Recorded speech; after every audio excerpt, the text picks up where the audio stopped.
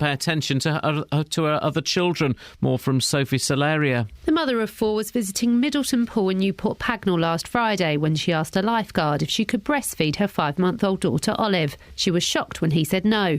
The manager has since apologised, saying they're deeply saddened by events and say they fully support breastfeeding in their facility. Natasha now plans to hold a protest with other mums in the area, calling for the pool's breastfeeding policy to be made clearer. The BBC and Sky have agreed to broadcast a charity appeal for the people of Gaza 5 years after they attracted thousands of complaints when they rejected a similar request. The BBC says the current situation in Gaza is different, with all sides now in agreement on the need for urgent humanitarian aid.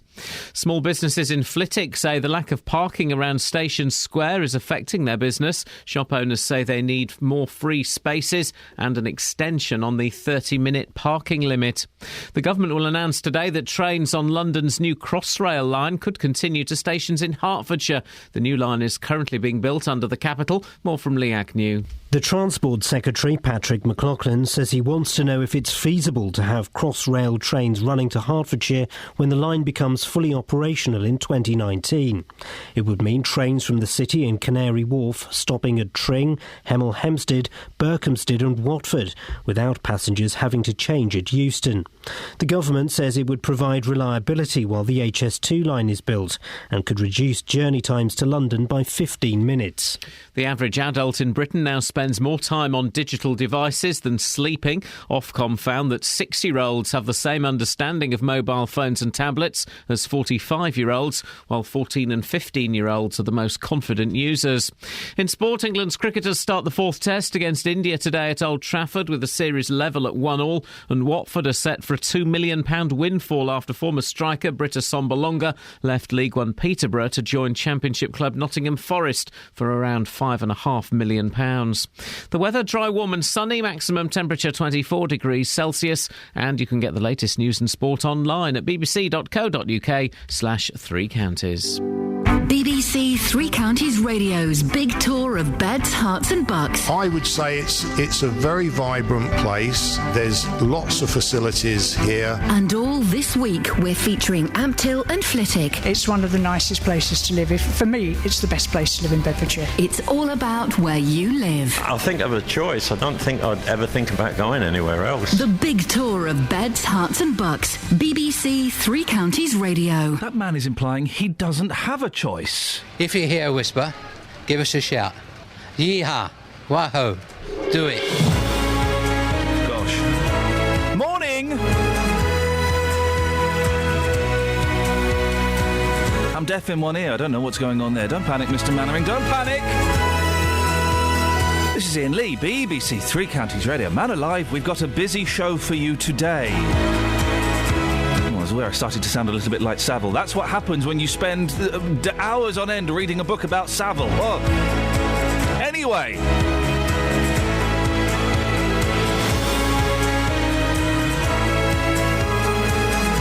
We'll have the latest on the 2 police officers from Bedfordshire who've been charged over an alleged assault. It's that age-old debate about breastfeeding. Woman's been told off for breastfeeding in a pool area.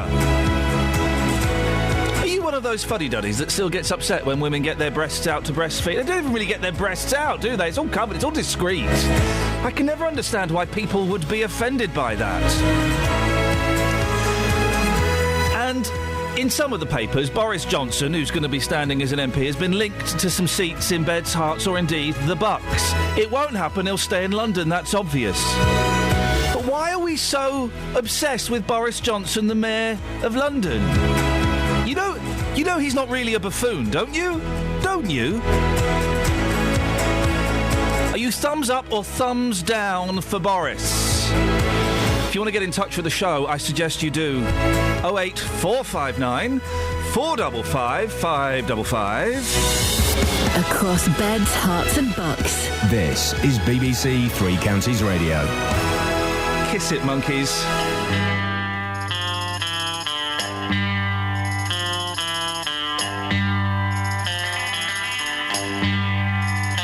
Take the last train to Clarksville and I'll meet you at the station.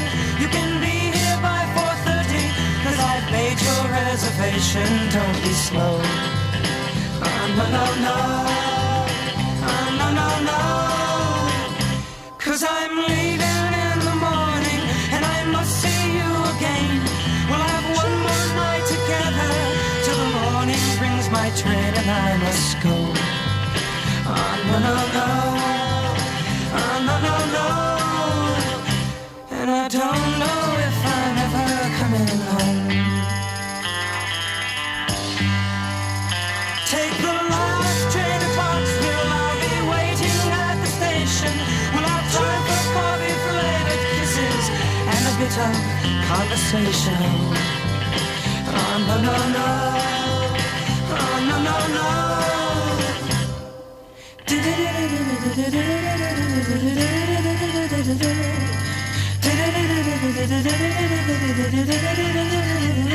Take the last train to Clarksville. Now I must hang up the phone.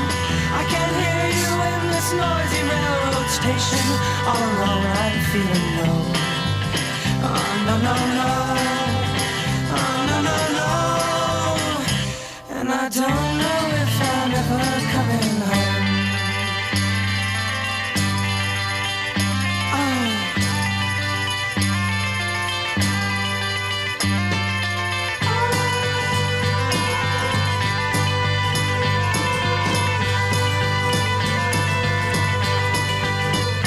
Take the last train to Clarksville and I'll meet you at the station. You can be here by 4:30, 'cause I've made your reservation. Don't be slow. Oh, no, no, no. Oh, no, no, no. And I don't know if I'm ever coming home. Take the last train to Clarksville.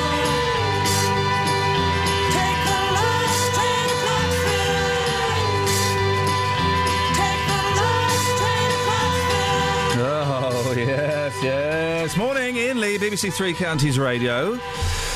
Now, 2 police officers from Bedfordshire have been charged over an alleged assault on an autistic man in Luton. One officer has been charged with racially motivated assault. Both have been charged with assault, perverting the course of justice and misconduct in a public office.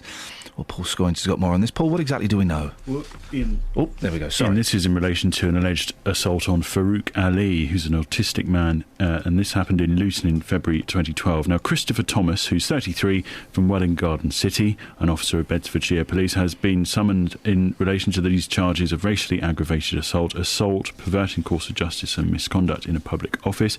Christopher Pitts, who's 39 and from Bedford, has been charged with perverting the course of justice and misconduct in a public office. So those are the 2 officers, and those are the charges levelled against them. Now, they're going to appear at Aylesbury Magistrates Court on the 1st of September this year, and this all stems from an investigation from the IPCC, which is effectively the police watchdog, into these allegations, and that's been led by Leicestershire Police into these actions of these Beds police officers.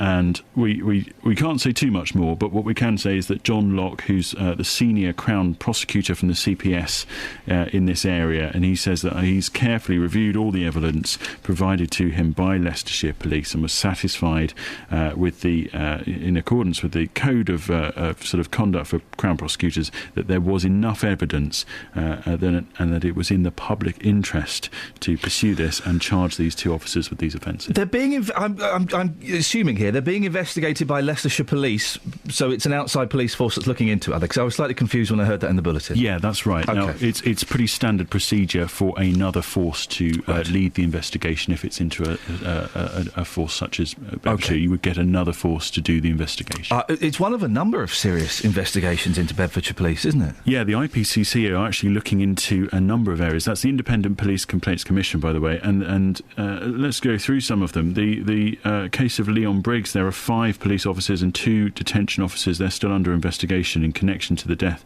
of Leon Briggs, who died in Luton. All were interviewed under criminal caution by the IPCC investigators in early February. And connected with that, Iain, Ollie Martins, the Police and Crime Commissioner for Bedfordshire, is also under investigation for releasing information to a third party in that case, which he has admitted. Now, the IPCC is also investigating Beds Police in their contact with a man prior to the murder of Leonard Flower in Luton. They're looking at the incident that police officers attended the address of someone called Samir Baber in Luton after he'd contacted them. So it was sort of prior contact in a murder case. And also, the IPCC is investigating the police in Bedfordshire over their handling of information from a member of the public over Ian Watkins, the rock star paedophile from the Lost Prophets. They were apparently had allegations of child abuse made in October 2012 to the force, and they're investigating how they handled that information. You possibly won't be able to answer this question, but I shall ask it anyway. Is it usual for the police to have that many ongoing investigations into them? 5 sounds a lot to me. I don't know.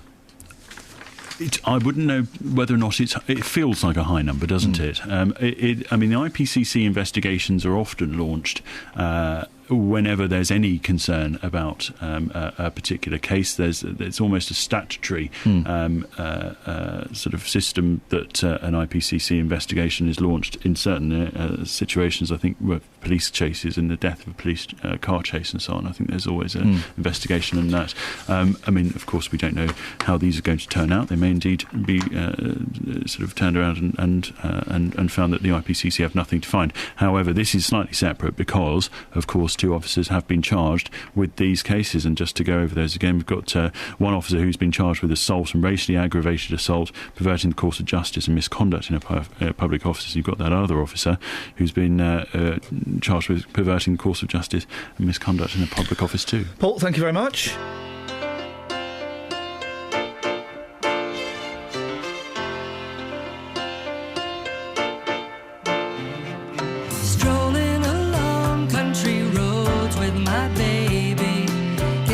To rain, it begins to pour. Without an umbrella, we're soaked to the skin. I feel a shiver run up my spine. I feel the warmth of her hand in mine. Ooh, I hear laughter in the rain, walking hand in hand with the one I love.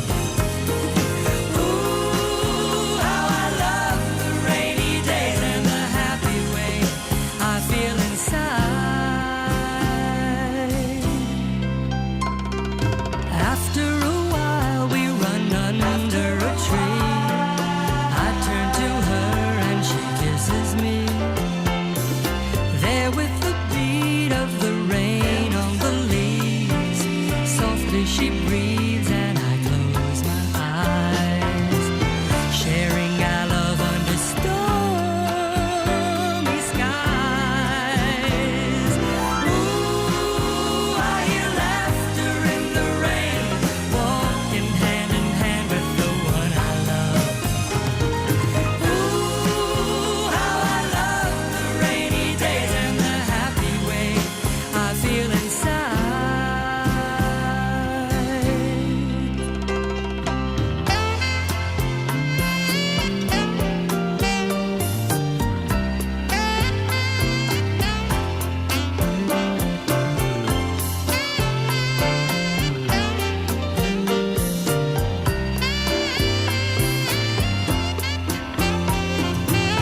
I feel the warmth of her hand in mine. Ooh, I hear laughter in the rain, walking hand in hand with the one I love. Ooh, how I love the rainy days and the happy way I feel inside. Morning, this is Iain Lee, BBC Three Counties Radio. Come on, guys. Are you one of those people that gets upset when you see women breastfeeding in public? Seriously, in 2014, you still offended by it? 08459 455 555. Do give me a call. Try and explain it to me. Let's get the travel news. Travel news for beds, cards and bugs. BBC Three Counties Radio. Morning, Ian. Thankfully, there's not a huge amount to report on the roads. Traffic seems to be moving well. The M1 and the M25, so far, so good. Certainly don't see any delays showing on the speed sensors across the three counties. Virgin Trains are saying delays are possible to some of their services between London and Birmingham. There's a trespasser, apparently, so some trains are having to be diverted away from Birmingham New Street. I reckon delays of up to 20 minutes for the next three-quarters of an hour or so. And at Luton Airport, there's a late Wizz Air flight from Katowice, which should be arriving at 7:25 this morning. Not now expected until 5 to 9. Russell Holding, BBC Three Counties Radio. Thank you, sir. 6:16, Thursday, the 7th of August. I'm Iain Lee. These are your headlines on BBC Three Counties Radio. 2 Bedfordshire police officers have been charged over the alleged assault of autistic man Farouk Ali outside his own home in Luton. One of the officers has been charged with racially aggravated assault. A woman from Newport Pagnell is calling for clarity on breastfeeding in public after being told she can't breastfeed at the town swimming pool. And the BBC and Sky have agreed to broadcast a charity appeal for the people of Gaza, 5 years after they attracted thousands of complaints when they rejected a similar request. BBC Three Counties Radio.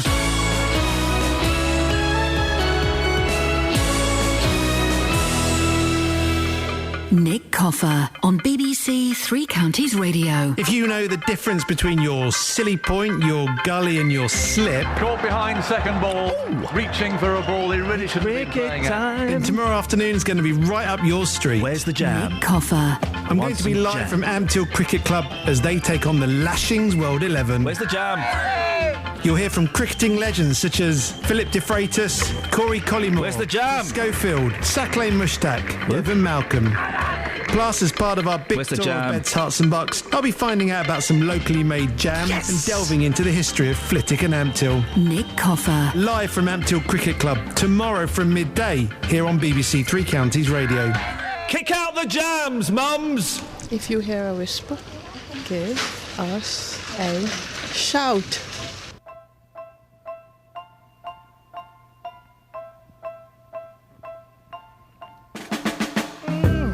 The closer you get, the better you look, baby. The better you look, the more I want you. When you turn on your smile, I feel my heart go wild. I'm like a child with a brand new toy. And I get the sweetest feeling, honey, the sweetest. Baby, the sweetest. Loving you, yeah. The warmer your kiss, the deeper you touch me, baby. The deeper your touch, the more you thrill me. It's more than I can stand. Girl, when you hold my hand, I feel so grand that I could cry. And I get the mama, the sweetest, baby, the sweetest.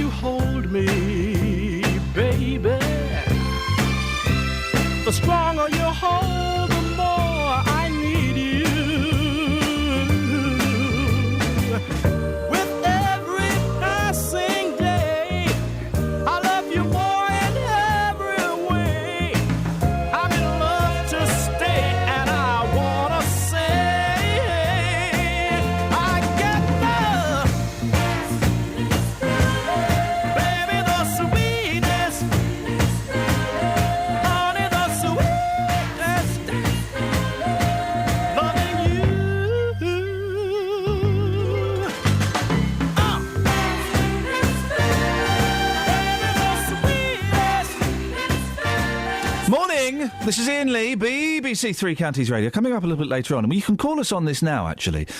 Boris Johnson, the Mayor of London, is going to be... it's on all of the front pages. Boris Johnson. Boris plots come back. Is that a phrase? Boris fever. Tory team divided over the return of star player Boris Johnson. This morning... Can you explain to me the fascination with Boris Johnson, the Mayor of London? I don't quite get it. I don't quite understand how he is capable of creating such a furore. 08459 455 555. He's been linked with some local seats. I can tell you now that won't happen. He's going to stay in London, guys. He's going to stay in London. It's probably going to be Uxbridge. Give us a call. Your fascination, or the nation's fascination with Boris Johnson. Some people think he's a lovable buffoon. Some people think he's actually quite a nasty piece of work. Which camp do you lie in? 08459 455 555. Another story that you might like to have your say on is this. A Milton Keynes mother says she was told to stop breastfeeding whilst on a visit to a local pool because it broke a no food or drink policy. The pool later apologised and said the lifeguard felt that she couldn't breastfeed and pay attention to her other children. Well, Justin Dealey has been out and about asking if people think breastfeeding in public is acceptable. I don't think it's very appropriate. Tell me why. Because it's not very nice thing to do, is it? It's only the natural thing to do. It's natural. You should find a private or clean place to do that, not just anywhere you're sitting and, like, if animals do that, human beings don't do that. Does it disgust you? Yeah, very much. I think it's all right done in sort of places where if they was to cover themselves up a bit, some of them just flick it out, don't they? You know, it's not for public, is it? No, it's not for public places. When you've got men around and children, I don't think it's a good thing. I think it's fine. It's nature, but I think it's more embarrassing for men than other women, and particularly children sometimes as well get embarrassed. But I think if you're covered up, maybe they should do cubicles. You have disabled, maybe you should have a cubicle for breastfeeding, a room for breastfeeding, and they should do that. Well, speaking to the MK News, Natasha Barnett says she feels humiliated, and we'll be speaking to her a little bit later on in the show to get her thoughts on it. I'm joined now by Sydney Davis, who helped organise a pro-breastfeeding rally in Milton Keynes. Morning, Sydney. Morning. Do you just flick it out? I don't. I am quite discreet. I don't cover. I do not use a cover because, one, my daughter doesn't like it and it would draw much more attention to me if I tried. But I never just whack it out my top. You had something particularly unpleasant happen to you, didn't you? What was it? I have had lots of people be nasty to me and tell me that you shouldn't breastfeed in public. My biggest one was I was in a restaurant with her when she was quite small. She was very little. And I had a woman tell me that it was disgusting and that it was putting her off her dinner. This was another customer in the restaurant. Yeah, and you were called a tramp as well. Yeah, I've been called, because of breastfeeding in public, people think it's disgusting because your boobs are out. Here's the thing I don't understand, right? After childbirth, surely breastfeeding is literally the most natural thing a human being can do. Yeah, it is. I mean, some people do struggle with breastfeeding and some people just don't want to breastfeed, which is absolutely fine. But it is the most natural thing to do. It's like an instinct. Your baby is born, they put it on your chest. It's just what you want to do. I remember being in a restaurant with my wife when she had our first, I guess, who wasn't particularly good at breastfeeding. That's a different issue.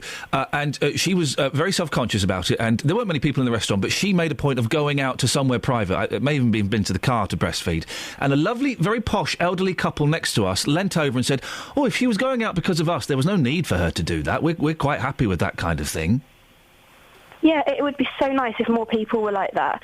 Because, especially with your first show, I mean, my little girl's my third, so I'm sort of just get on with it. But it is a private thing, and I do agree with some people saying that there are times maybe you want to do it in private, but you wouldn't expect a baby that was bottle fed to be in a cubicle or a toilet or anything with a bottle. Oh, and would you want to go and eat your lunch in a public toilet? I don't think so. No, it's disgusting. And the same with the changing room at the swimming pool. Uh-oh. Just going back to the story, it's freezing in those changing rooms in the swimming pool. They're now trying to turn their story and say that they were concerned about the safety and welfare of her younger child who was 4 years old. Well, actually, surely it would be safer for him to sit on the edge of the baby pool, in the water, where it's warm, while Natasha was sat poolside feeding her baby daughter, where he was warm and safe. Surely making him sit in a cold changing room while she feeds her daughter is actually more dangerous to his health than being sat on the edge of the pool. Now, you've been in touch with Natasha. I don't know this particular pool, and I would have slight concerns about allowing my 4-year-old to be in a swimming pool on his own. Even if I was poolside, I would still be uncomfortable with it. Is there a separate kind of pool for kiddies? I've never been to this pool, but Right. I certainly won't be going now. Right. There is a separate pool. There's a very shallow, like a splash pool. Okay. And he was sat on the edge of it. He won't go in by himself. Plus, they were also in the pool was her 9-year-old daughter and her friend. So there was 2 sort of 9, 10-year-olds as well sat with him. So he wasn't alone. According to the statement, we tried to get the pool on today and they've refused, but they've sent us a statement. According to the statement, they've apologised to Natasha and they've said that breastfeeding is only banned in the pool, not poolside. You can breastfeed poolside. That isn't what was said at all. They actually told her that it was against the food and drink policy for her to breastfeed poolside. Gosh. Well, by that logic, any woman that could be potentially breastfeeding or pregnant can't go swimming. Because you lactate while you're pregnant, you lactate while you're breastfeeding, there's going to be breast milk in the pool. So by that logic, any child, say from the age of about 11, that's the average age of puberty, up to the average age of about 65, which is about the average age for menopause, could potentially get pregnant or could potentially be breastfeeding. So therefore, any woman age 11 to 65 can't go swimming anymore. Sydney, do we know what... I mean, we're speaking to Natasha in an hour or so. Do we know what... is she planning to protest? Is she going to take this further? She's definitely going to take it further. I think she's trying to plan a protest, but she's definitely very outraged by Middleton Pool's statement because that is not what happened whatsoever. They are twisting their words, trying to make it out that they didn't break the Equality Act because they obviously now don't want to get in trouble. They don't want to lose custom and don't want to lose money. But they're going to because they're now making the situation worse for themselves. They're digging a hole. Sydney, I really appreciate your time and your thoughts on this morning. That's Sydney Davis. You can tell he's very, very passionate about it. Paul, I believe you've got a statement from the pool, is that right? Well, we've got some statements from the actual company that runs the pool and also from the Facebook page of the pool. And the leisure company, PFP Leisure, have said that the manager's spoken to Natasha and fully satisfied, she says, with the reasoning behind the approach of the lifeguard. As we've sort of alluded to, it's they say because of the safety of her other child. And it also says that the lady says she's looking forward to returning to the pool, which is certainly different from what we've just heard there. And the Facebook page says that it was a mistake and that after explaining their actions that Natasha is what does it say here, very happy about it. Okay, well, you accepted our actions as a sensible and practical solution. We will put that direct quote to Natasha in about an hour's time. Your thoughts, please. Breastfeeding in public. Come on, guys. There can't be anybody, excuse me, a little bit clarty. There can't be anybody who's still offended by it, can there? Really? 08459 455 555. Travel news for beds, cards and bugs. BBC Three Counties Radio.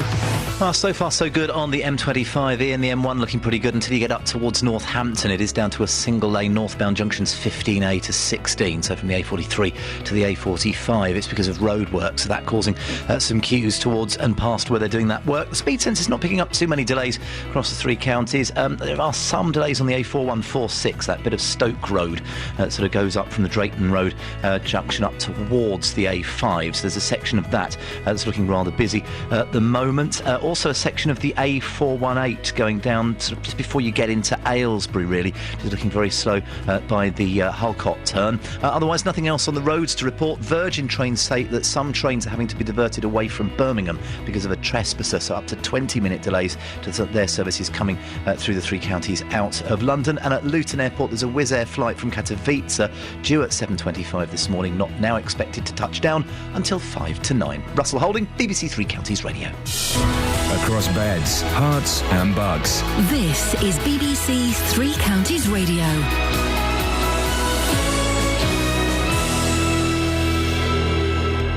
It's 6:30. I'm Simon Oxley. 2 Bedfordshire police officers have been charged over the alleged assault of autistic man Farouk Ali outside his own home in Luton. One of the officers has been charged with racially aggravated assault. A woman from Newport Pagnell is calling for clarity on breastfeeding in public after being told she can't breastfeed at the town's swimming pool. The BBC and Sky have agreed to broadcast a charity appeal for the people of Gaza 5 years after they attracted thousands of complaints when they rejected a similar request. And the government will announce today that trains on London's new Crossrail line could continue to stations in Hertfordshire. Three Counties Sports. BBC Three Counties Radio. Hertfordshire fast bowler Steve Finn could return to Test cricket for the first time in over a year when England play India in the 4th Test at Old Trafford today. Finn was sent home early from the winter tour of Australia, but is back in the squad in place of the injured Liam Plunkett. The series is level at 1-1 with 2 tests to play. Here's captain Alistair Cook. We're on the start of the England recovery now, I think. We're rebuilding stuff, and one game doesn't mean that we've cracked it. You know, for 5 days, in Southampton, we were really good. We put pressure on India for 5 days, where the rest of the summer we've been doing it for short time, so I've not been able to continue for the whole 5 days. Now the challenge is, can we back up that 5 days with another good 5 days here? Watford are set for a £2 million windfall after former striker Britta Sombolonga left League One Peterborough to join Championship club Nottingham Forest for around £5.5 million. Watford sold the 21-year-old to Posh for £1.5 million a year ago. He scored 33 goals last season. It's thought the Hornets will now earn just over £2 million from a sell-on fee, despite a Sombolonga only playing for them 4 times. Milton Keynes Dons manager Carl Robinson says the return of Samir Carruthers shows the club is building for the future. The 21-year-old midfielder has signed a 3-year deal after joining from Aston Villa for an undisclosed fee. He was on loan at Stadium MK last season, although Robinson says it will be a while before he features this season. He's got a thigh strain, so he's out for 4 weeks, which is a big loss to us, but I think people know the reason why I'm at the football club. I'm not always about today, I'm about tomorrow and development, and to sign a 3-year deal for the period of time that he has done, I think it's only going to stand us in good stead for the future. Elsewhere, Celtic are out of the Champions League after a 6-1 aggregate defeat to Legia Warsaw in qualifying. The Scottish champions, who trailed 4-1 from the first leg, were booed off after a 2-0 defeat at Murrayfield. And Tiger Woods has declared himself fit for the final golf major of the season, the US PGA, which starts later today. BBC Three Counties News and Sport. The next full bulletin is at 7. If you hear a whisper, give us a shout. Iain Lee. BBC Three Counties Radio. Morning, this is Iain Lee, BBC Three Counties Radio. 08459 455 555 is the telephone number, should you wish to give us a call this morning. We're talking about breasts, of all things. There can't be anybody who objects to breastfeeding at the moment. I find that incredible. All right. Paul Scoins. Morning. What you doing? Just coming to do a paper review. Can you pass me one? Well, I've been thinking about the paper review, and it's customary at this time. Yeah, I know we do it this time, and it's quite quite perky, sparky, a little bit spunky.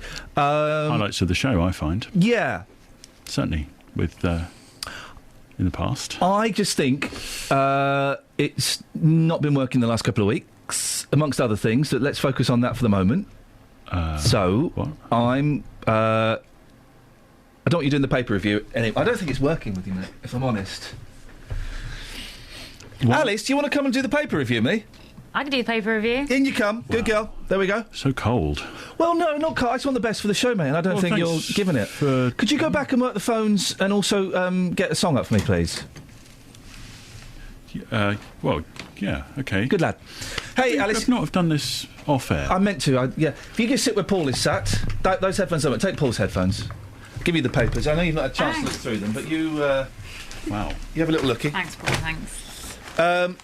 Jason Donovan. Just from a legal perspective, just make sure... Just don't worry, I'm in charge of it, Paul. I'm steering the ship. I'm steering the ship. Jason Donovan, Jason Donovan, please. Jason Donovan. Are you a fan of Jason Donovan's music? I'm gonna say not a massive. I am struggling with either Another Night. This is why I need a dealie for this.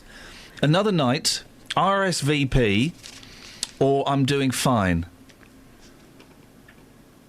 Are we really about to play a Jason Donovan? Yeah, we totally are, mate. And your problem is? Exactly. You just try and find some stories, Alice. Take your time. Don't worry. I know I've thrown you on the spot here, but I know you're good. Already, there's more life and joy in this bit than Good. I'm pleased. Fun, huh? So much fun. Isn't it fun? Great stuff. When can we speak? I need Dealey's input on this. Well, he's driving. Okay, that wasn't the question. The question wasn't what is he doing now. The question is when can we speak to Dealey? I've got a caller to take. Do you want to take that? That won't work as a call. And party? I tell you what, I'm going to play a song. Yeah. You look for some stories. Yeah. We'll get Dealey up. Yeah. And we'll have a bit of Jason in a minute.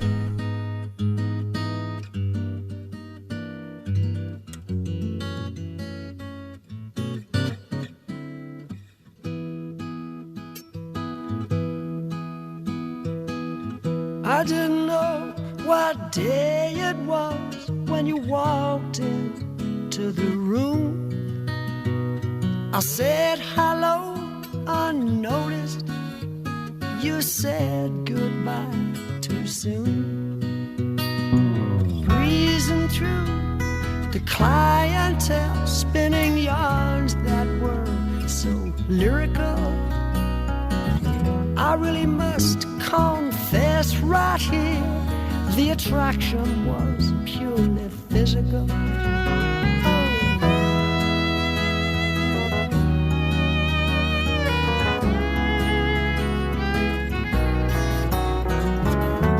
I took all those habits of yours that in the beginning were hard to accept. Your fashion sense, beards, lip prints, I put down to experience. The big bosom lady with a Dutch accent who tried to change my point of view. Her ad-lib lines were well rehearsed, but my heart cried out for you. You're in my heart, you're in my soul. You'll be my breath should I grow old. You are my lover, you're my best friend. You're in my soul. My love for you is immeasurable. My respect for you immense. You're ageless, timeless, lace and fineness, your beauty and elegance. You're a rhapsody, a comedy, you're a symphony and a play. You're every love song ever written, but honey, what do you see in me? You're in my heart, you're in my soul. You'll be my breath should I grow old. You are my lover, you're my... A little bit of Rod Stewart. A little bit miserable, that song, isn't it? Really? I mean, yeah, he's in love, but for goodness sakes. Ellis Glossop joins me to do the paper review. Good morning, Ellis. Good morning. I've thrown you on the spot. I've got to say, when that record was playing, though, we've been having a real laugh. Just the best. Isn't it fun? It's been bright. It's been sparky. Sparky. Yeah. Which it certainly hasn't been for the rest of the week. Now, we're going to get Dealey up in a little bit to talk about Jason Donovan. I fancy a little bit of Jason. I want to see if he stands the test of time. What have you found in the papers, young lady? The favourite thing I found is about an elephant. Oh, yeah, It's yeah. not very serious, but... Good. We want light and frothy. In the South African bush, a couple were driving through, I don't know, is it a safari park? I guess a national park. Yeah.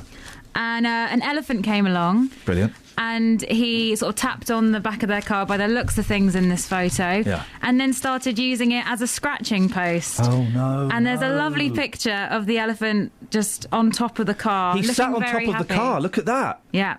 Have you ever been to Whipsnade or Woburn or those places? I've been to Whipsnade, but I haven't been to Woburn. We went to Woburn a few weeks ago. It's great there. It's enough expensive.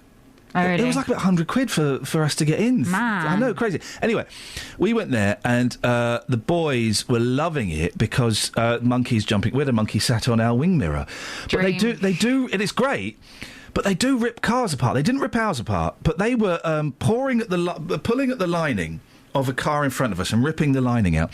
And they do rip aerials off and snap them in half. Angry monkeys. They're trying to tell us something. They're saying, get out. Yeah. Kick out the jams, mums. Get out of here. It's exciting, but it's a little bit terrifying. And, of course, monkeys... how can I put this delicately? They like to... monkeys are the only other animals... There are only 3 creatures in the world that have sex for pleasure, OK? Right. Humans, monkeys, and dolphins. I didn't know dolphins did. Yeah, dolphins. You learn something new dolphins every day. for pleasure. And there are only 2 creatures in the world that... I've got to tread delicately because it's half-term. That are quite happy to take things in hand on their own. Right, yeah. Humans and monkeys. So... You'll be driving around and there'll be a monkey, taking things into their own hands. That's awkward when you've got a 4-year-old and a 2-year-old. Did that happen when you were there? Yeah. Oh, really? Did you get any questions about it? No, because we did the classic, hey, boys, look over this side of the car. But, Mummy, there's nothing there. Oh, don't matter. There's stuff to see. I don't get the fascination with Bake Off. Are you a Bake Off fan? I'm a massive Bake Off fan. Explain the Great British Bake Off to me. OK, well... Mary Berry is the most delightful person on the planet. I think that we can all agree. Okay, she's 98 years old. My mum once cut her up on a roundabout in Beaconsfield. What, with a blade? No, with a car. With a car. Wow, really? Yeah. She cut Mary Berry up? Yeah, and she was really angry about it. And I was like, Mum, it's Mary Berry. You can't cut her up on a roundabout. Wowzers. Yeah. So that's not part of it. That's just a nice little. That's fact. why you like Bake Off, because your mum drove aggressively in the face of Mary Berry and laughed at a pensioner. It's a perk. I like. Which one do I like from Mel and Sue? Mel and Sue are brilliant. I like Mel a lot. Her hair was really nice last night. Mel is great. Paul Hollywood, though, he's like Mr. Lover. Oh, romantic. And since he's not going out with that American girl anymore and he's gone back to his wife, do we like him or don't we like him at the moment? What, you and I, or just the world at large? I'm going to use you as the... people come on and say, I'm the spokesperson for all black people, or I'm the spokesperson for all young Christians, or, you are the spokesperson for the whole of the country now. OK. Do you like Paul Hollywood? I do. Why? Do you think he's good looking? He's a bit of a silver fox, yeah. Really? He's just so arrogant, and it's quite... cheeky. You like that? You like the arrogance? Not on people I meet. Okay. So his moon-faced, silver-haired arrogance is what wins him over for you. Yeah, because the thing is I didn't think I liked him that much, and then I watched his bread show. I watched multiple episodes of Paul Hollywood's bread show, which surprised myself. When I was a kid, Bread was a completely different television programme altogether, guys. Was it? Oh, man alive, it was one of Britain's greatest sitcoms, and now there's a programme actually about bread. Multiple programmes about bread. Flipping it. Not just if anyone one. can let me know the fascination of the Great British Bake Off, another show I will never get round to seeing, 08459 455 555. Have you found anything else? Yeah, I did find something. Did we talk about this yesterday? The train thing? No, we didn't. This is amazing. You're so good, Alice, because I was going to do that. Go on, this is a great story. Okay, there's a train. A man fell between the gap. Yeah. And looking at the picture, have you seen this? This picture the is gap insane. is tiny. Paul, have you seen this picture? Yeah, pictures it's insane. Pictures, you should go on the Met line. She's going to describe it now, aren't you, Alice? I'm going to describe. She's all right, Paul. Don't worry. Describe it. This is brilliant. Okay. Pictures don't work on radio. She's going to describe it, Paul. The picture is the tagline of the picture is stuck. ... Yeah. Man's leg caught in gap. Yeah. And the picture... Already I've got the image in my head, but the go picture on. is man's leg caught in gap. Yeah. And it's a tiny gap, and I'm really shocked his legs managed to get down there. We're always told to mind the gap, and you kind of think, it's a tiny gap, but this guy didn't mind the gap, and he should have done. And his leg is stuck between the train and the platform. It's insane. How did they get his leg out? This is incredible. You're going to like this. Have you heard this story, Paul? Yeah, I saw the picture. Okay, but have you heard how they got the leg out? Yeah, I have. Okay, it's brilliant. Go on, go. Passengers rushed to the rescue after a traveller's leg got caught in the 2-inch gap. Wow. Staff stopped the service until he was freed without serious injury in Western Australia. And what they did, all the passengers all tilted the train. They pushed it. It's the most... What they did initially, this is great, the guard said to all the passengers on the train, right, we need to stand on the other side of the train to try and hopefully that'll move it a little bit. It didn't work. So everyone got off the train, kids, mums, dad, everybody, and they're all pushing the train to lift it. It's an incredible story. It's an incredible photograph. I've got to say, Alice, it was delivered incredibly. Thanks. Thank you. Stay there, because we're going to have a bit more of this. This is great, isn't it, Paul? This is what we've been lacking for the last few... This is wonderful. I'm so happy. You're right, Paul. Scoins? Paul? Traveller there. Thank you, mate. Never mind, I'm enjoying this, Alice. This is great stuff, thank you. Travel news for beds, cards and bucks. BBC Three Counties Radio.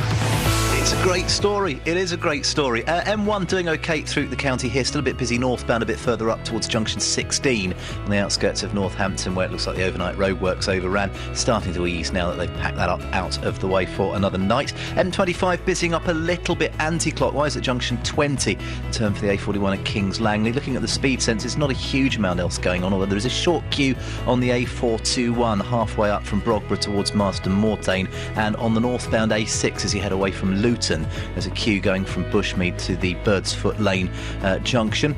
Train services, most of the local services doing OK. Virgin said their trains from London up to Birmingham had delays of up to 20 minutes because of a trespasser in the Birmingham area earlier on. Doesn't look from the departure boards like it's affecting London Midland services coming through the three counties. London Underground Holborn Station is closed because of a fire alert. And if you are using the trains or the tubes, please mind the gap.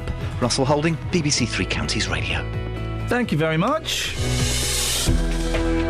6:47. It's Thursday, the 7th of August. I'm Iain Lee. These are your headlines on BBC Three Counties Radio. 2 Bedfordshire police officers have been charged over the alleged assault of autistic man Farouk Ali outside his own home in Luton. One of the officers has been charged with racially aggravated assault. A woman from Newport Pagnell is calling for clarity on breastfeeding in public after being told she can't breastfeed at the town swimming pool. And the BBC and Sky have agreed to broadcast a charity appeal for the people of Gaza, 5 years after they attracted thousands of complaints when they rejected a similar request. Here's the weather. Beds, Herts and Bucks weather. BBC Three Counties Radio. Hello, Wendy Hurrell with your weather this morning, and it's a beautiful start right across the three counties. Lovely sunshine, a little bit on the muggy side, but we're expecting temperatures today of at least 24 degrees in a spot like St Albans. Then as we go through the night, it's fairly straightforward once again, because there will just be some broken cloud at first, at least, and it'll be a bit uncomfortable for sleeping with temperatures around 17 or 18 degrees. Into the early hours of the morning, we will have seen it cloud over, and we'll get the first bits and pieces of rain gliding up from the south. Now, the Met Office has us covered by a yellow weather warning, particularly the further east you go tomorrow, because on and off through the day there is going to be this rain moving up from the south, and some of it's going to be rather on the heavy side. So a yellow weather warning in place from the Met Office for that, because we could accumulate some rather large puddles.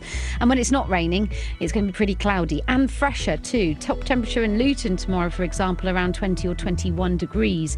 Then Saturday, not looking too bad to start us off over the weekend, but Sunday, well, could be unseasonably wet and windy with the effects of ex-Hurricane Bertha. Keep your ears out for the forecast over the next few days, because that is likely to change. We're trying to firm up the details. That's how it's looking so far. Thank you very much.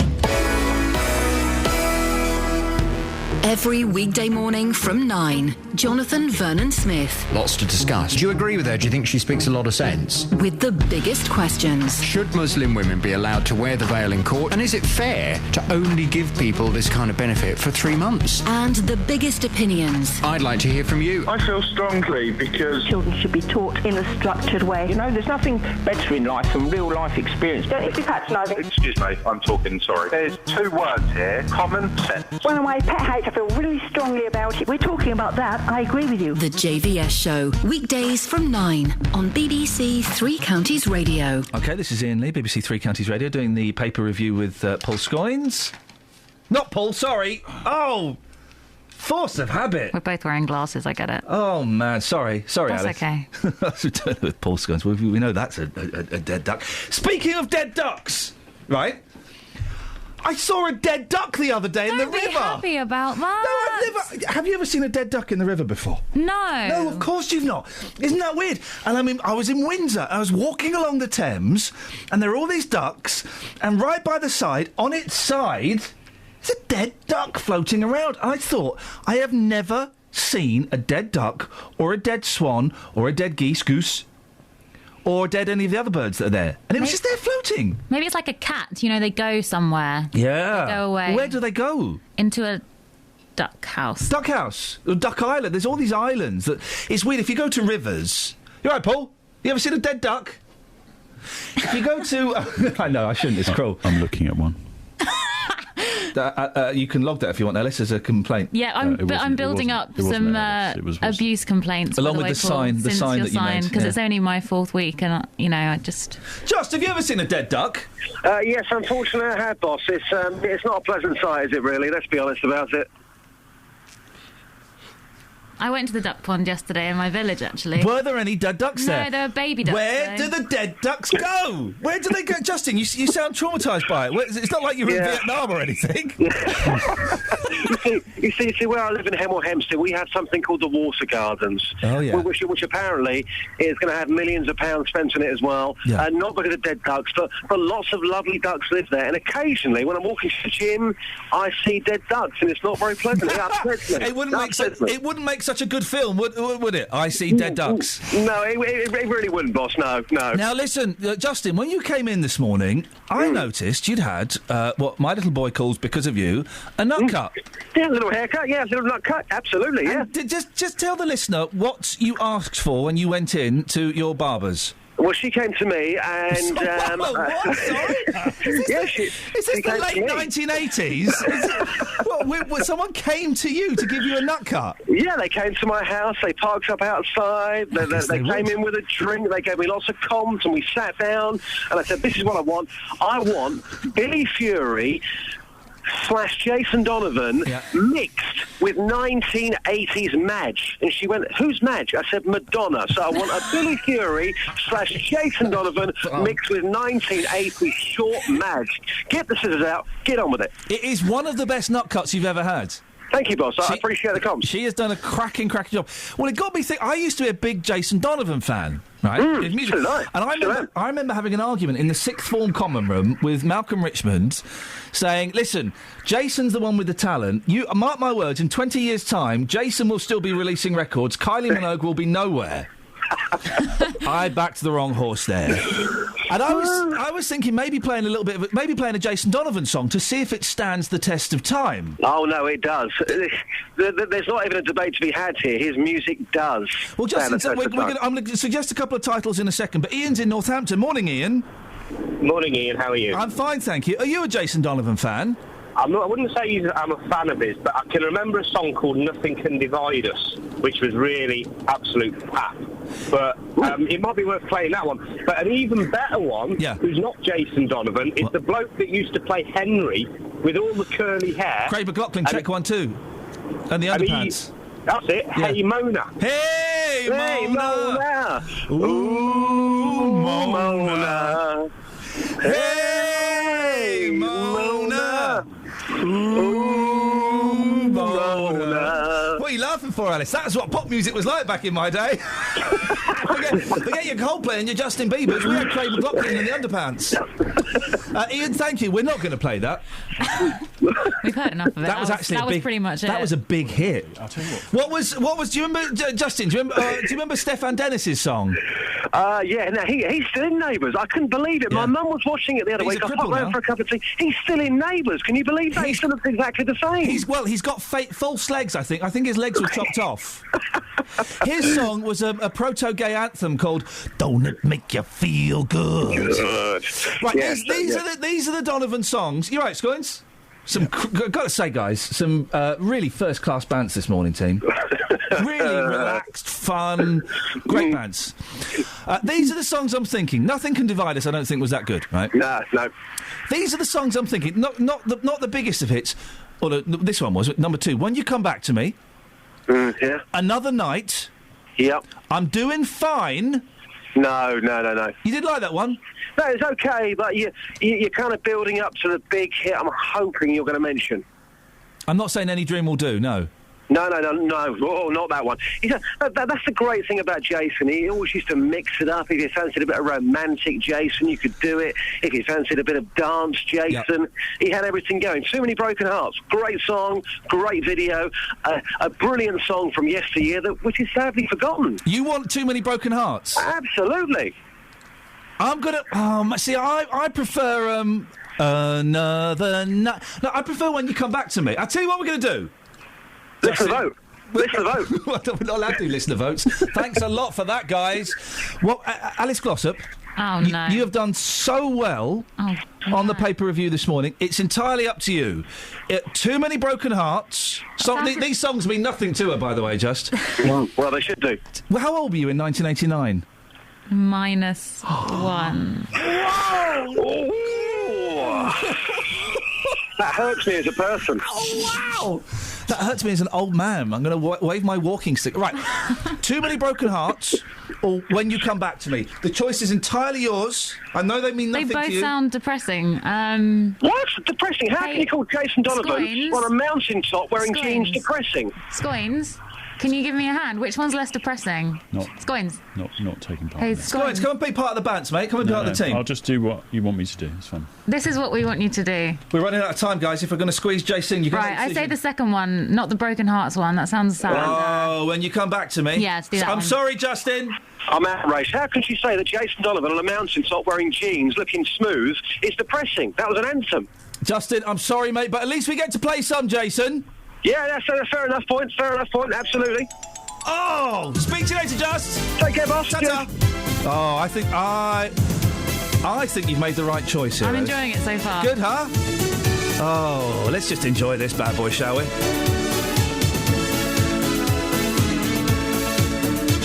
So many people smile on their faces. I'm full of presents, going to places. There's a chill in the air as I walk through the night. How I wish I could walk through the windows of time. Would I see happiness there? See your face everywhere, but the lights all go down over London town.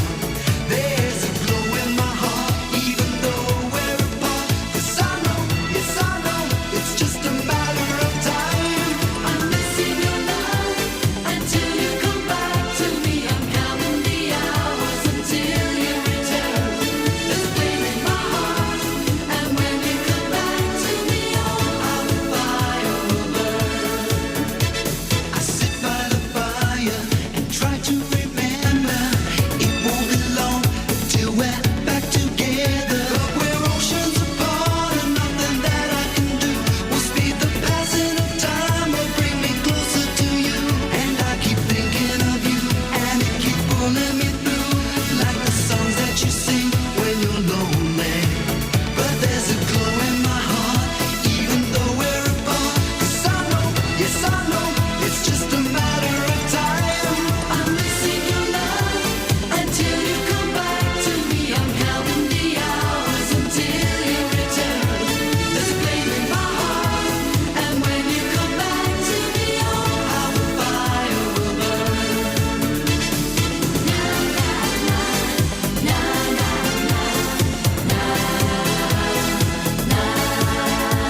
There's a flame in my heart, and when you come back to me, oh, how the fire will burn.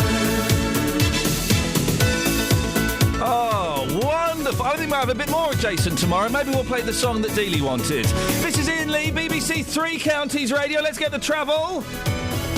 Travel news for beds, cards and bugs. BBC Three Counties Radio. Well, thankfully, no accidents or incidents to report so far this morning. The major route's not looking too bad. The M1 doing well. M25 beginning to busy up a little bit anti-clockwise. Junctions 21 to 20 from the M1 to Kings Langley, and then patches from 17 to 16, the bit from Maple Cross to the M40. And then it's busy on the roundabout off Junction 21A on the A405 at Bricket Wood. And Virgin trains say delays of up to 20 minutes possible to trains going up to Birmingham. Russell Holding, BBC Three Counties Radio. Thank you very much.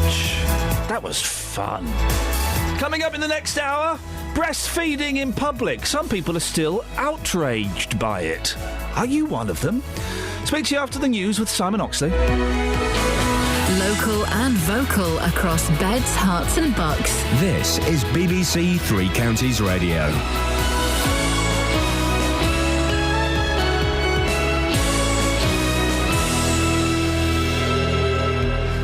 It's 7 o'clock. The headlines. Police officers charged over assault on autistic man in Luton. Mum told to stop breastfeeding at Newport Pagnell swimming pool. And driver arrested after car driven the wrong way down Hertfordshire motorway. BBC Three Counties Radio. 2 Bedfordshire police officers have been charged over the alleged assault of an autistic man outside his own home in Luton. It's claimed 33-year-old Farouk Ali was dragged and punched as he watched dustmen empty his bins. More from Jane Killick. Following pressure from Mr Ali's family, an investigation was undertaken by Leicestershire Police. 33-year-old Christopher Thomas from Welwyn Garden City will appear in court at the beginning of next month, charged with racially aggravated assault. He's also accused of perverting the course of justice and misconduct in public office, along with a second police constable, 33-year-old Christopher Pitts from Bedford. A woman from Newport Pagnell is calling for clarity on breastfeeding in public after being told she can't breastfeed at the town's swimming pool. Natasha Barnett was asked not to feed her daughter because of a no food or drink rule and because the lifeguard felt she couldn't pay attention to her other children. More from Sophie Solaria. The mother of 4 was visiting Middleton Pool in Newport Pagnell last Friday when she asked a lifeguard if she could breastfeed her 5-month-old daughter Olive. She was shocked when he said no. The manager has since apologised, saying they're deeply saddened by events and say they fully support breastfeeding in their facility. Natasha now plans to hold a protest with other mums in the area, calling for the pool's breastfeeding policy to be made clearer. A man has been arrested after a car was driven the wrong way down the A1M in Hertfordshire in the early hours of this morning. Police say the car was driven south on the northbound carriageway from junction 7 at Stevenage, hitting a police car before being stopped between junctions 4 and 5. The driver was arrested on suspicion of drink driving and dangerous driving. The BBC and Sky have agreed to broadcast a charity appeal for the people of Gaza 5 years after they attracted thousands of complaints when they rejected a similar request. The BBC says the current situation in Gaza is different, with all sides now in agreement on the need for urgent humanitarian aid. Small businesses in Flitwick say the lack of parking around Station Square is affecting their business. Shop owners say they need more free spaces and an extension on the 30-minute parking limit. The government will announce today that trains on London's new Crossrail line could continue to stations in Hertfordshire. The new line is currently being built under the capital. More from Lee Agnew. The Transport Secretary, Patrick McLaughlin, says he wants to know if it's feasible to have Crossrail trains running to Hertfordshire when the line becomes fully operational in 2019. It would mean trains from the city and Canary Wharf stopping at Tring, Hemel Hempstead, Berkhamsted and Watford, without passengers having to change at Euston. The government says it would provide reliability while the HS2 line is built and could reduce journey times to London by 15 minutes. In sport, Hertfordshire fast bowler Steve Finn could return to Test cricket for the first time in over a year when England play India in the 4th Test at Old Trafford today. The weather dry, warm and sunny, maximum temperature 24 degrees Celsius, and you can get the latest news and sport online at bbc.co.uk/3 counties. BBC Three Counties Radio's big tour of beds, hearts and bucks. Good wide age range of people. It's up and coming. There's lots of new developments going on. It's all about where you live. Luckily, there's a train station right on your doorstep, so you can get into London quite quickly. And all this week, we're featuring Ampthill and Flitwick. It's got a lot of things going for it. There's lots of positive things. The big tour of beds, hearts and bucks. BBC Three Counties Radio. If you hear a whisper, give us a shout. Hardcore. Morning. Packed show this morning, huh, guys, huh? So breaststroke is allowed in the pool, but breastfeeding isn't. One Milton Keynes woman found out the hard way. Boris Johnson, the Mayor of London, is in all of the papers this morning. He's going to stand as an MP. He's being linked with places here. He won't be, though. He won't be. It'll be in London. But do you understand the Boris Johnson phenomenon? I don't get it. Can you explain him to me, please? And care home costs have soared. Now, lots of you have got parents, wives, husbands in care homes. Can anyone really afford it? I'll tell you how much my mum pays in a bit. It is truly outstanding. 08459 455 555 is telephone number if you want to take part, lads. Across beds, hearts and bucks. This is BBC Three Counties Radio. Two police officers from Bedfordshire have been charged over an alleged assault on an autistic man in Luton. One officer has been charged with racially motivated assault. Both have been charged with assault, perverting the course of justice and misconduct in a public office. It's a story that we featured on this show in the past. Paul Scoins has got more. Paul, what do we know? Well, this, Ian, relates to an alleged assault on Farouk Ali, who you may have heard on our programme, or being discussed on our programme for quite some time. This happened back in Luton in February 2012. Now, the two officers who've been charged with the offences are Christopher Thomas. He's 33 from Welwyn Garden City. He's been charged in relation to racially aggravated assault, perverting the course of justice, and misconduct in a public office. And Christopher Pitts, who's 39 from Bedford.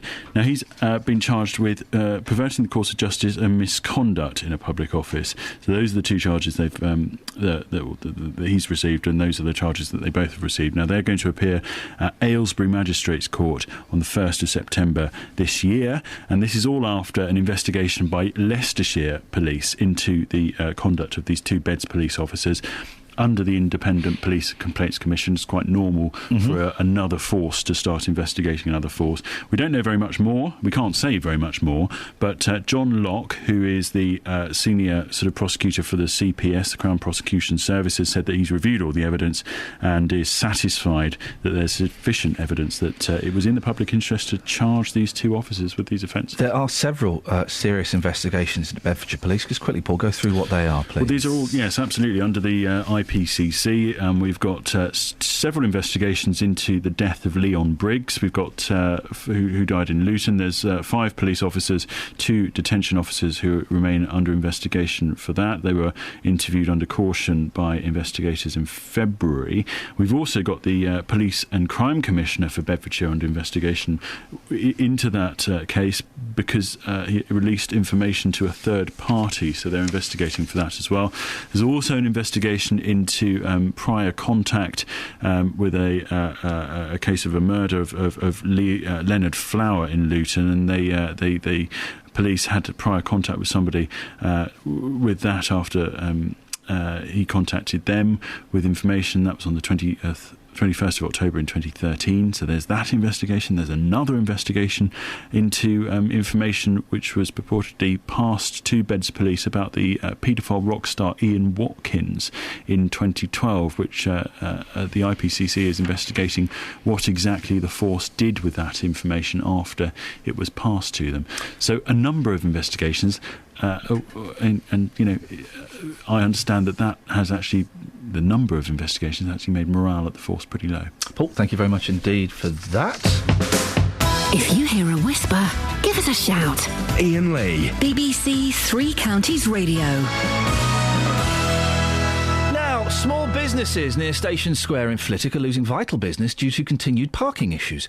Shop owners say there's nowhere for staff or customers to park, and the few available spaces only allow you to stay for 30 minutes at a time. They say it's had a huge impact on business, and they've lost hundreds of customers. Well, in a second we'll speak to Councillor Budge Wells, the Deputy Executive Member for Community Services. But before that, let's speak to one of the business owners. It's Tracy Hines. Morning, Tracy. Morning. Tracy, what's your business?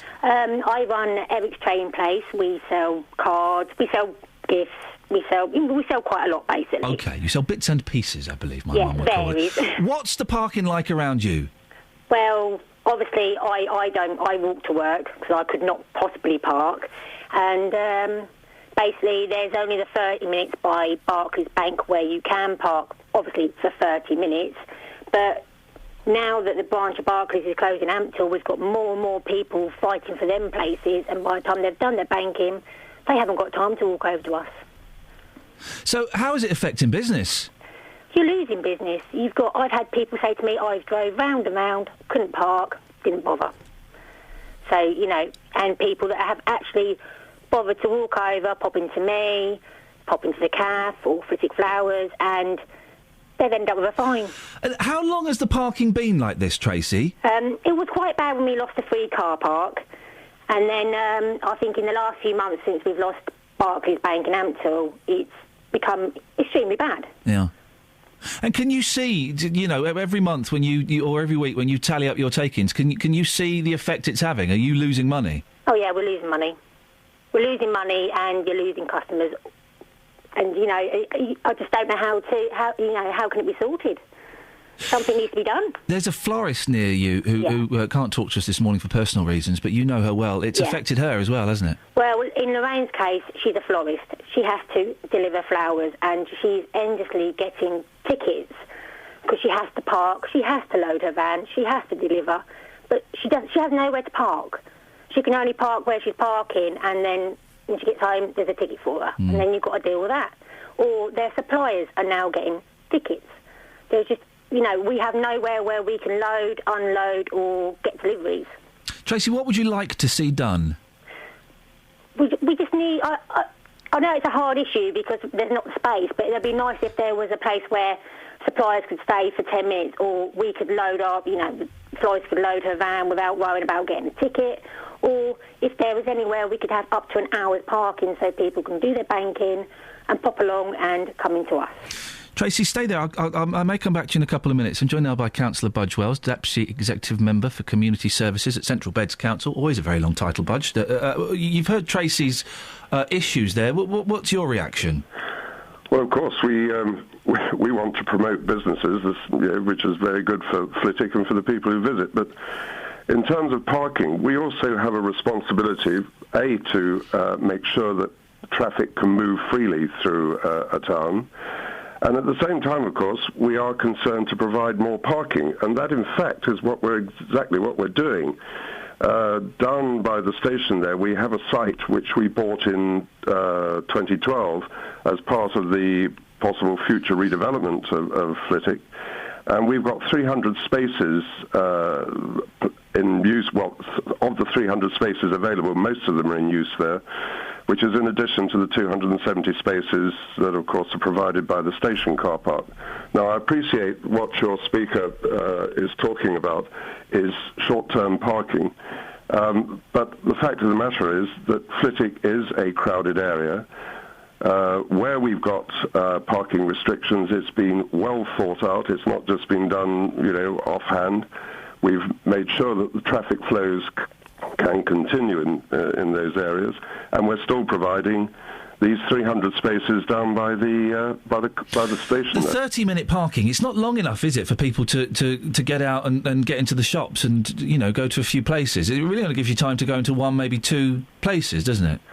Well, yes, that is true, but we have to appreciate that it is a very busy town centre, and 30 minutes is deemed to be something which will, on balance, do the best job for the most people. You've heard there Tracy saying that her business is suffering, the florist is suffering. Would you accept that maybe the parking policy isn't quite working as well as you'd hope? Well, we always are willing to review our parking policy. In fact, I'm in the process of doing that right now for the whole of central Bedfordshire. But we are limited by the space available in Flitwick. We are trying to provide more spaces, as I've said, 300 of them. I don't really see much more we can do if it's the space available that makes the parking available. Disabled people also being affected, aren't they? Some are being charged for going over time. Is that fair? Well, parking, the cost of parking is designed to attract people to be able to know they can come and park and do something. At the same time, if people go over the limit, then they're preventing other people from possibly being able to park there as well. So I'm afraid that's the only recourse you have to ensure that we give everybody a good chance to park by having the restrictions. Of course, 30 minutes if you are in a wheelchair. A lot of that is going to be taken up getting in and out of the car, isn't it? Well, there are blue badge parking spaces available using the blue badge principles. Your message, Budge. Listen, I know it's a problem and it's a nightmare, of course. But your message to those businesses that are suffering as a result of the parking policy, what would you say to them? We're aware of what you're saying, and we will do what we can to improve the parking in Flitwick. There is the possibility of a future redevelopment scheme. I know that doesn't answer the immediate problem, but part of our reason for buying this site down by the Flitwick station with the 300 new spaces we're providing, was to tie in with the future redevelopment. Now, as that redevelopment takes place, we will be very in the forefront there with planning requirements to ensure that there's as good a parking available as the space will provide. Councillor, I appreciate your time this morning. Thank you very much, Councillor Budge Wells. Let's go back to Tracy. You've heard what the councillor had to say. What's your reaction? I can understand what he's saying. I can appreciate what he's saying, but it doesn't really help, does it? Well, what about these 300 parking spaces at the station? I'm not aware of it. Oh. No, I don't think anyone's aware of that. And are they free?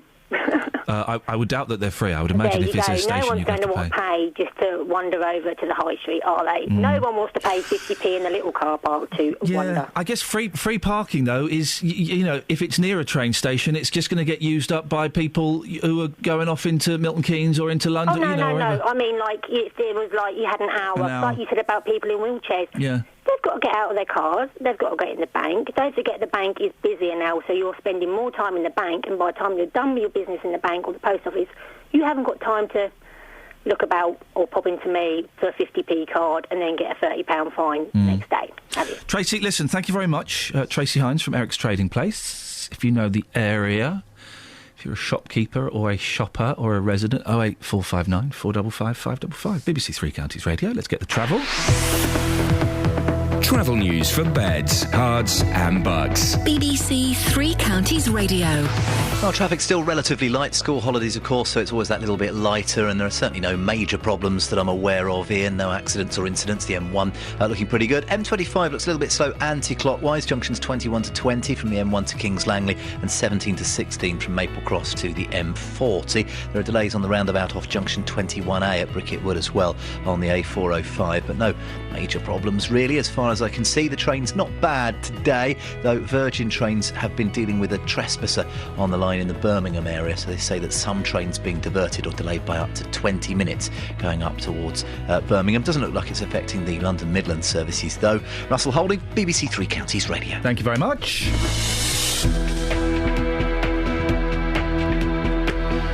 Right, 7:17. It's Thursday, the 7th of August. I'm Iain Lee. These are your headlines on BBC Three Counties Radio. 2 Bedfordshire police officers have been charged over the alleged assault of autistic man Farouk Ali outside his own home in Luton. One of the officers has been charged with racially aggravated assault. A woman from Newport Pagnell is calling for clarity on breastfeeding in public after being told she can't breastfeed at the town's swimming pool. And a man has been arrested after a car was driven the wrong way down the A1M in Hertfordshire in the early hours of this morning. BBC Three Counties Radio.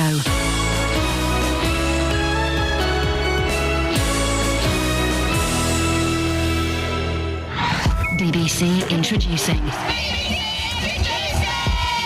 Rhythms of the World is one of the biggest and best music festivals the Three Counties has to offer. Well, I think it's fantastic. It's a lot bigger than I thought it would be. And on Saturday, you can hear all of the highlights from an amazing 2 days with BBC Introducing, with performances by One Bit, Childhood, Josephine and the Artisans, Too many young soldiers close off from broken pride. Words of a frozen mind, slowly declining, grind to a stop. It's a lot when you really want more than benefits. BBC Introducing Rhythms of the World highlights. It's amazing, like, as a family festival, everyone just embraces it. Saturday night from 8 here on BBC Three Counties Radio. BBC Introducing.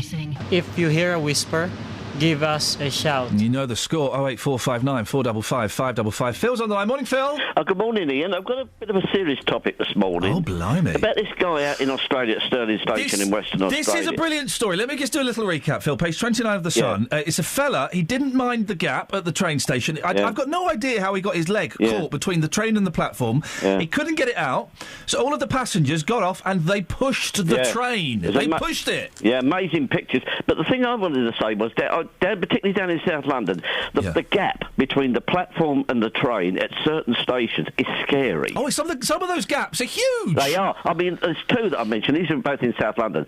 East Croydon, platform 2, and Rains Park in South London. Are you giving us a public health warning, Phil?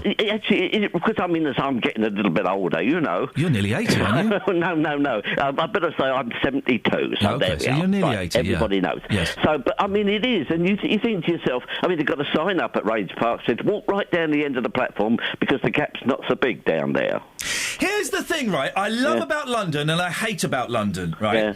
You know, on the Underground, you've got the buttons to open the doors that haven't been in service for about, 15 years? Yeah. And you still get people stood there pushing the buttons to open the doors. Yeah, I mean, in Croydon, we've got the wonderful trams. Oh, dear. And, and I mean, the doors do open normally, but there are buttons there for people to press, and people do. But, I mean, it is scary. And another thing I noticed the other day when I went down the coast, that is these not level crossings, but gaps in the hedges for people to cross the tracks for trains. No. Honestly. A gap in a hedge? Yes. You're talking rubbish. No, I'm not. I'm not talking Ian. rubbish. No, I'm not. There's a gap in a hedge for people to cross the trains? Well, they are unauthorised crossings on railway lines. No. Honestly, and I'm not kidding. I saw it. You are kidding. I'm not.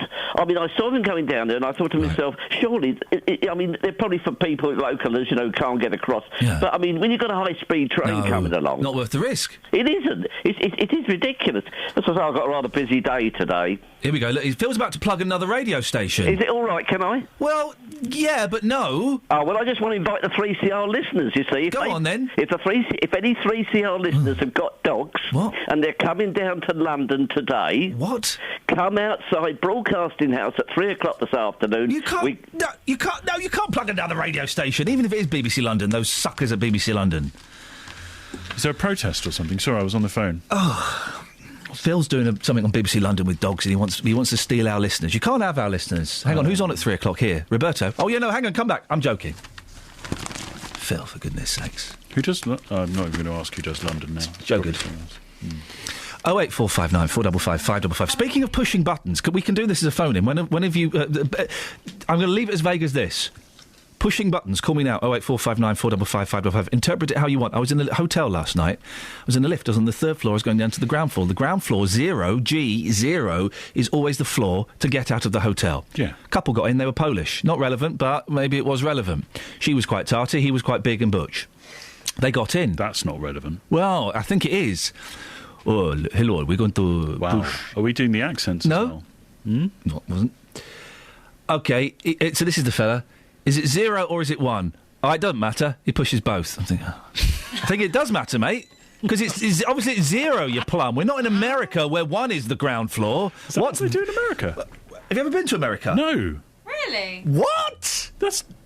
Right, this conversation, time out, because I want to go to our next guest. So many questions. So many questions. You want to be listening to after 7:30 to find out how on earth a man... What are you, 38, Paul, 39? I'm 36. OK, how a man in his late 30s has never been to America. Across beds, hearts and bucks. This is Iain Lee. BBC Three Counties Radio. Well, that's the next half hour sorted out. Before that, I want to speak to our next guest. Milton Keynes' mum says she was told to stop breastfeeding whilst on a visit to a local pool because it broke a no food or drink policy. Yeah, I know. The pool later apologised and said the lifeguard felt she couldn't breastfeed and pay attention to her other children. Well, that mum is Natasha, and Natasha joins me now. Good morning, Natasha. Good morning. So what happened? Well, you have to excuse me. I've got a sore throat and a cold. Oh, dear. Well, OK, you take your time. That's right. Well, I got out. I've been in the pool for about an hour or so, and I got out. It was empty, the baby pool, and I got out the pool and went to go and get my baby's towel and wrapped her up. Yeah. And the lifeguard said to my children, you're... who are you with? And I was the only one sitting there and the only one in the baby pool. So I said, oh, that's me, their mother. And so he was fine. He started walking off. And how old are your other kids? So we got the full picture. I've got 4, but I didn't have all my 4 children. Blimey, I had my baby that was Olive, who's 5 months. Yep. My 4-year-old boy Dominic. Yep. And my 9-year-old daughter Millie. Okay. And her friend Lily. Okay. Millie and Lily. Yes. Yeah, so so literally he started walking off because he wasn't concerned at all. So I started walking to the lifeguard and said, oh, excuse me, is it okay if I quickly sit down and feed my baby? And he said no. And I was like, oh. And he said no, because it's classed as eating and drinking. You're not allowed to feed on the poolside. So I was kind of like a bit shocked and said, oh, really? He said, yeah, a lady fed last week on poolside, and people complained. A lady complained. So it's a new rule that started on the day before, the Thursday, the 31st, meaning no food or drinking on poolside. I said, but I'm only going to breastfeed. I'm just going to stick a towel over my head. No one will even notice or see. But he said, no, you can go to the changing rooms or the toilets. So I kind of like thought he was joking, kind of like just, you know, I was kind of like, really? And he said, yeah. So I just walked off. I didn't really know what to do. I kind of just walked off, and then that was it. I just started getting really upset, and I sat down on the bench and quickly just, you know, wanted to make sure she was okay and wrapped her up, and she started moaning. And I said to my children, we're going to have to get out. Which, to that point, they were sitting on the steps of the pool, which is not deep, it's only in a tiny bit of water. Wanted to find out if I was okay. My older daughter. And so I said, because I started crying even more because they asked me if I was okay. I then decided, I just said, just stay here for 2 minutes, and I just want to go and sort myself out because I was quite embarrassed, and I was hot and I was shaking. I was really humiliated that he'd said no, even though the pool was empty. There was no one in the baby pool. People were in the other pool, but not many. And so I quickly went into the back of the changing rooms and quickly fed for like 3 minutes. And then I came back. I could hear my children sitting on the steps, and when they come back, he was still there, sitting on the steps. My 4-year-old had armbands on, perfectly safe, sitting on the steps with my other daughter. And I then just quickly grabbed them and went to go and get changed because I was obviously still really upset. Went to go and get changed, and then went to speak to the manager, which he wasn't there. I spoke to an assistant manager and a receptionist he was called Tom. Oh, don't give us any of the names. I don't want to know names. What did they say to you?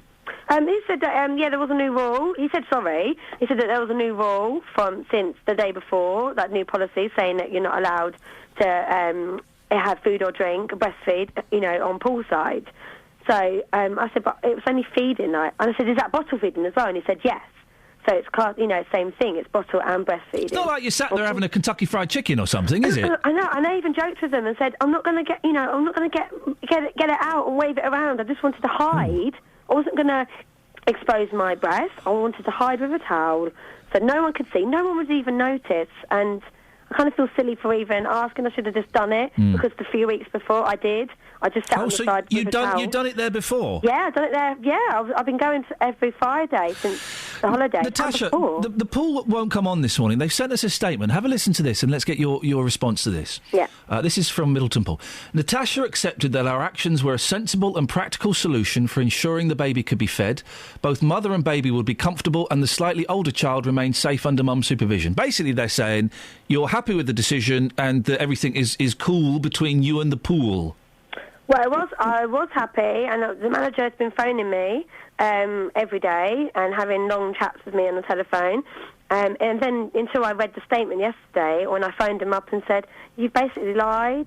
Oh. You've covered up by saying that you're using my son, the fact that I left my 4-year-old on the steps really shallow for, as an excuse as to why the man said I wasn't allowed to breastfeed. Their argument is that they told you couldn't leave your son unattended in the pool, which I can kind of understand, even the kiddie pool. But you're saying that the actual point of contention was that you were told you couldn't breastfeed by the pool. Absolutely. If you told me to get out and take my 4-year-old son out of the pool, I would have done it. Yeah. But I've been there loads of times before and done exactly the same thing. I've sat on the side and I've fed. And other mums have done it as well. That's what I can't see. What are you going to do, Natasha? Well, I'm a bit too scared to come back to the pool, if I'm honest with you. I am very upset, and I feel as if now I'm going to be alienated for going back to the pool, and, but other people are going to protest, and I will obviously go alongside if I can, if I feel confident enough. Yeah. Because obviously it's hurt me, it's upset me. I've never had a negative comment about breastfeeding ever, and, it's my 4th baby and my last, and it's completely put me off feeding. I won't feed in public. I won't. Start getting all sweaty, and I just don't want to do it. And then it's affecting my baby, who she's not going to be feeding forever. Do you know when this protest is planned for? I'm not sure, but it will be. I mean, the manager invited me down on Friday for a cup of tea, but I'm just not. You should say, yeah, I'll come and have a cup of tea, but can I drink it by the pool, please? Yeah. That'll learn him. Yeah. Natasha, listen, do let us know if you hear any more about this protest. I will do. And thank you so much for coming on. And, I'm still amazed that some people get upset by people breastfeeding in public. After giving birth to a child, I can't think of anything more natural. I know. I mean, it's not like I say. I didn't have it out. It wasn't my boobs. Never out on display. I was discreet, and no one normally ever knows that I'm feeding. Natasha, listen. I really appreciate your story and you sharing it with us. Thank you. 08459 455 555. Well, you can hear how it's knocked her confidence. Now, there are the breastfeeding. Yeah, sure, it's got its knockers, but I can't. Oh, come on, guys. I don't see the Did I really just do that? That's terrible. I don't see the problem. And I'm so amazed in 2014 we're still having this argument about some people frown on breastfeeding. What do you think? 08459 455 555. Let's get the travel. Travel news for beds, cards and bugs. BBC Three Counties Radio. Well, I'm keeping abreast of the situation on the roads at the moment. Iain, the M1 doing OK. A1 looking very slow south towards the Black Cat roundabout. M25 queuing now anti-clockwise. Junctions 18 to 16, so the bit from Chorleywood to the M40. There's not a huge amount else going on, to be honest. School holidays, so traffic always that little bit lighter. Virgin train sake delays still possible up to 20 minutes to the trains running between London and Birmingham through the three counties. London Midland are affected, but not by the looks of it on the lines coming through here from what I can see on each of our departure boards. London Underground on the Jubilee line. Swiss Cottage station has been closed because of staff shortages. Russell Holding, BBC Three Counties Radio. Across beds, hearts and bugs. This is BBC Three Counties Radio.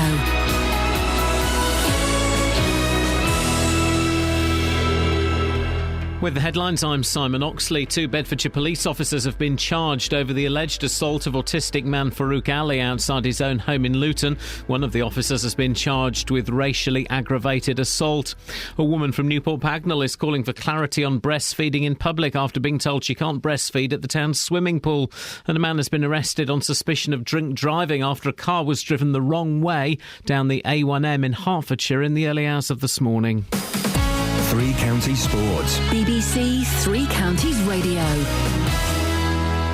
Hertfordshire fast bowler Steve Finn could return to Test cricket for the first time in over a year when England play India in the 4th Test at Old Trafford today. Finn was sent home early from the winter tour of Australia, but is back in the squad in place of the injured Liam Plunkett. The series is level at 1-1 with 2 tests to play. In football, Watford are set for a £2 million windfall after former striker Britta Sombolonga left League One Peterborough to join Championship club Nottingham Forest for around £5.5 million. Watford sold the 21-year-old to Posh for £1.5 million a year ago. He scored 33 goals last season. It's thought the Hornets will now earn just over £2 million from a sell-on fee, despite a Sombolonga only playing for them 4 times. Milton Keynes Dons manager Cole Robinson says the return of Samir Carruthers shows the club is building for the future. The 21-year-old midfielder has signed a 3-year deal after joining from Aston Villa for an undisclosed fee. He was on loan at Stadium MK last season, although Robinson says it will be a while before he features this season. He's got a thigh strain, so he's out for 4 weeks, which is a big loss to us, but I think people know the reason why I'm at the football club. I'm not always about today, I'm about tomorrow and development, and to sign a 3-year deal for the period of time that he has done, I think it's only going to stand us in good stead for the future. Elsewhere, Celtic are out of the Champions League after a 6-1 aggregate defeat to Legia Warsaw in qualifying. The Scottish champions, who trailed 4-1 from the first leg, were booed off after a 2-0 defeat at Murrayfield. And Tiger Woods has declared himself fit for the final golf major of the season, the USPGA, which starts later today. But Colin Montgomery is backing the Open champion Rory McIlroy. When he plays well, he is the best player in the world. I think we have a rightful number 1 in the world. And I expect and suspect he's going to go on and win here as well and make that 4 majors. Now he's on his way to greatness. From a position of world number 1, now you talk 4 majors, 5 majors, 6 majors. You're talking about the greats of the game. BBC Three Counties News and Sports. The next full bulletin is at 8. Call 08459 455 555. BBC Three Counties Radio. If you hear a whisper, give us a shout. That's the telephone number. Now, so many things. My mind is boggling. My mind is doing the boogle at the moment. I was talking about I stayed in a hotel and I was on the 3rd floor and I was going to go to the ground floor, 0, to exit the hotel. A young couple got in, and the guy said, 1 or 0, it doesn't matter, I press both. Russian, was he? Polish? Polski. 1 or 0, it doesn't matter, I press both. And I'm thinking, don't press. He pressed 1, and the lift stopped at 1. They went to get out. Oh, wrong floor. I'm sorry, my babykins. He said to the girl. He didn't say sorry to me. And I'm the one. Maybe he meant you, babykins. But he was looking at her. And if he called me babykins, I would have given him what for. I think he didn't say sorry to me, you rude man. And then we got to 0, and I stormed out after they'd left, and they couldn't hear me huffing and puffing. And it annoyed me. And I hate... There is a real etiquette to lift. And do you know the people I hate the most in the world? No. It begins with M. Moldovans? No, men who get in the lift as the door is shutting. Oh, OK. Well, so people who get in the lift? When the door is shutting. The quick dash in. The quick dash in that then resets the whole door procedure. It resets the whole door procedure. You have to wait a long time for lift doors to shut these days. Probably health and safety. Going to hell in a handcart is the thin end of the wedge. I blame Europe. But so when the door is shutting, they put their foot in, they come in, sorry guys, if they can be bothered to say sorry, then they press their button, which I want to go to the 5th floor, they want to go to the 3rd floor. I was here first. You should wait for the lift to come. If you're coming into my lift and you've reset the whole door procedure, then you should at least come up to the 5th floor and then go back down to the 3rd floor. You are adding seconds onto my journey. I think if you can get into the lift, you should be able to get into the lift. I think if you're putting your foot in the lift or, you're inserting a part of your body to stop that door from closing, no, mate. That's unacceptable. But if you can squeeze through, it's fine. If the door is closing, then the lift-off initiation procedure has begun. You are resetting the door procedure, and that is back. And then to go to a floor that is below the floor I'm going to. I think you should calm down, babykins. Sorry? I think you should calm down, babykins. She did say that, didn't she? I can't be the only one that gets furious at those idiots who don't know how to use a lift. Anyway, Joyce is in Leagrave. Good morning, Joyce. Oh, good morning. You know what I'm talking about, don't you, baby? I do, and I don't know either if anyone has been in a lift. I've been in one. I was in one yesterday. That's continuously going up and down without any doors. Sorry? When I went to work once at Bedfordshire... What on earth are you talking about? I used the store lift, not the ordinary lift. This was in the 1930s, You have to jump, you have to go in, it keeps going round, up and down, and you have to just jump in while it's moving. What was it? Who? It was horrible. Anyway, coming back to Luton... I tell you what I don't like, Joyce. What's that? Listen, if we're going to do the Great Lift phone-in, then we're going to do the Great Lift phone-in, we're going to do it properly. Right. Foreign lifts. I don't trust... American lift, beautiful. The elevator, I love the elevator. The elevator, wonderful. The elevator is a great invention. Just throws you off, doesn't it? Continental lifts? I don't think so. I don't trust a French or Italian lift or a Spanish lift. Jeez. Listen... Have you ever met a Spaniard? No. Imagine that turned into a lift. I'm going back... Mañana, baby, mañana. I'm going back to Luton lift, one lift in Luton, which is in one of our lovely stores called Marks and Spencer. Oh, I've heard of them.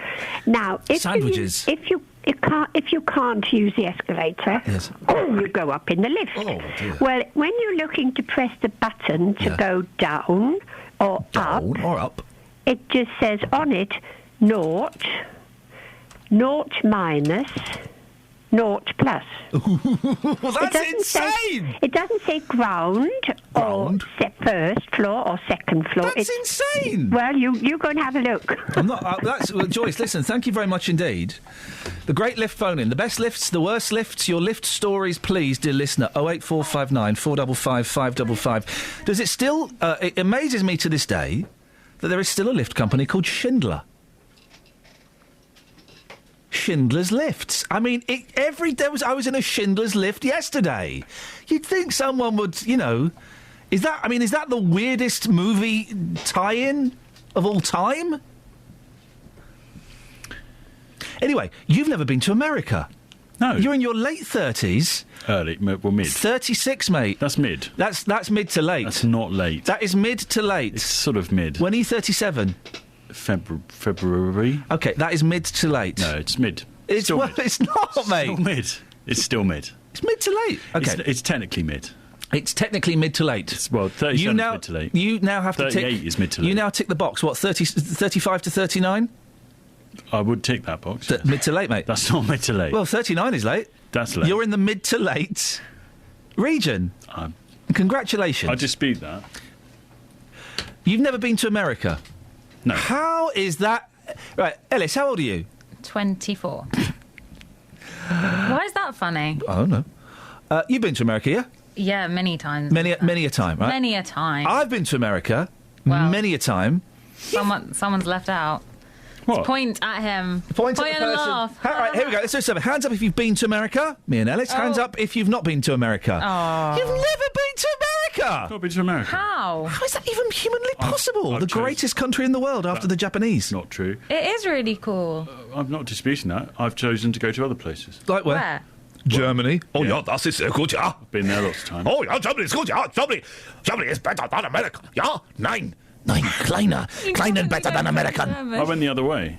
I went to Australia and New Zealand. Oh, Australia and New Zealand. I want to go to New Zealand so badly. Yeah, well, I'm quite jealous now. Well, see, yeah, there you are. Well, New Zealand, listen, mate, I've got relatives. How long were you in America for? I've been loads. I've worked in America, I've filmed in America, sometimes legally, sometimes illegally. How long were you there for? It depends. Which part? Any part. Been loads of places. Right. New York, San Diego. I haven't been to San Diego. Why did I say that? Chose not to. San Francisco. Lived in Australia. I've been there too. Thank you. In San Francisco, there's an area called... You'd like this. It's called Nob Hill. Why would I like that? Because... You like hills, don't you? I do like hills. Yeah. No, I do. I go walking. Nob Hill is a great hill. I think Paul would like that. You could climb right to the top of Nob Hill. You could be the king of the castle. You could be the king of Nob Hill. King of knobs. Well done. I haven't been to America. I'm not ruling it out. But I've got family from New Zealand. Family who live in New Zealand. So have I. Never been. Really? Never going. Oh. You're never going? No. Why? Flight's too long. And it's New Zealand. Okay, what TV programmes come from New Zealand? Let me think. The A-Team, Knight Rider, Automan, Street Hawk. Oh, no, hang on. None of those things. They all came from America. Let's think of some famous New Zealanders. Mr. T, Bill Clinton, William Shatner. He's Canadian. So no famous New Zealanders, no great TV programmes from New Zealand. Oh, they filmed The Hobbit there. Oh, that's Lord of the Rings. I can't. Oh, Lord of the Rings is filming there. Shall I tell you why I can't go to America? Oh, is it really? Go on. Because I've been to Cuba, and you get a stamp in your passport. Yeah. Saying Cuba. Yeah. They don't let you in. They do let you in. They don't let you in. They do let you in. They don't let you in. Americans go to Cuba now. No, they don't. They can't. Yes, they do. That's why Cuba is the #1 holiday destinations for all Canadians. You're so wrong. Americans go to Cuba now. No, they're Canadians. No, they're Americans, eh? See what I did there? Yeah. Do you know how you tell the difference between a New Zealander and an Australian? It's not a joke. This is actually science. You get them to say fish and chips. Mm-hmm. What do Australians say? Fish and chips. What do Kiwis say? Fish and chips. No. Fish and chops. Fish and chops. That's what I said. You didn't. You said fish and chips. Okay. Can I have some fish and chops? They don't say it like that. That was Scottish. I'd like some fish and chops. An email's coming from Derek. Ellis? Who on earth is Ellis? Where is Kelly? Where is Alice Glossop? Bring back Catherine... okay. So you've never been to America? No. One of my great ambitions is to be stuck in a lift in America. And to be... Because in America, they rescue you by climbing down the shaft. They climb down... If you're stuck in a lift, they climb down your shaft and they take the lid off.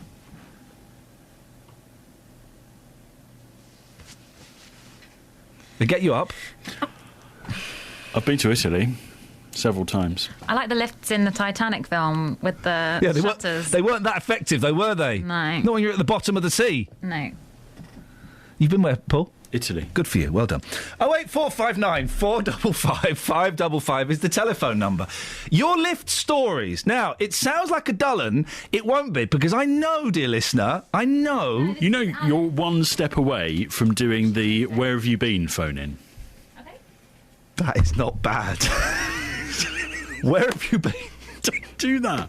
We're not doing that. Where have you been and how are you feeling today? 0845. Feel awful. Tell us more. Oh, dearie me. Well, once when I was doing a phone show, people always phone up and, you know, it's a knee-jerk reaction, isn't it? Oh, how are you? One show I made a point of telling them exactly how I was, and I wasn't in a good space at that time. They soon stopped asking. Okay. They soon stopped asking. Your lift stories, please, and pressing buttons. I know it's quite vague. Sometimes I like it when it's vague, because I know you won't let me down. Also, what on earth is the British fascination with Boris Johnson, the Mayor of London? 08459 455 555. Travel news for beds, cards and bugs. BBC Three Counties Radio. I got stuck in a lift in Mallorca when I was 4. I don't know if that counts. Now, not that bad on the roads at the moment. Most of the major routes seem to be moving pretty well. School holidays this week, so traffic's been a little bit lighter, though the M25 is queuing anti-clockwise, junctions 18 to 16, so the bit from Chorleywood to the M40, and it's busy on the roundabout off junction 21A on the A405 at Bricket Wood as well. That's getting extra busy. Then the A41 Northwestern Avenue just off the A405 looking very slow. There's a bit of an eastbound queue as you go towards North Watford Cemetery, that sort of area, looking very, very busy at the moment. Also on the speed sensors, I can see a section of the A414 towards the St Albans Road High Street roundabout at London Coney that's looking very slow. There's a queue on Breakspear Way on the A414. Both directions actually not far off of junction 8 of the M1, so that starting to busy up now. Virgin Trains say there are still delays to some of the trains going up to Birmingham because of a trespasser earlier on. Delays, they reckon, up to 20 minutes. Ian Russell Holding, BBC Three Counties Radio. Thank you very much, Russell.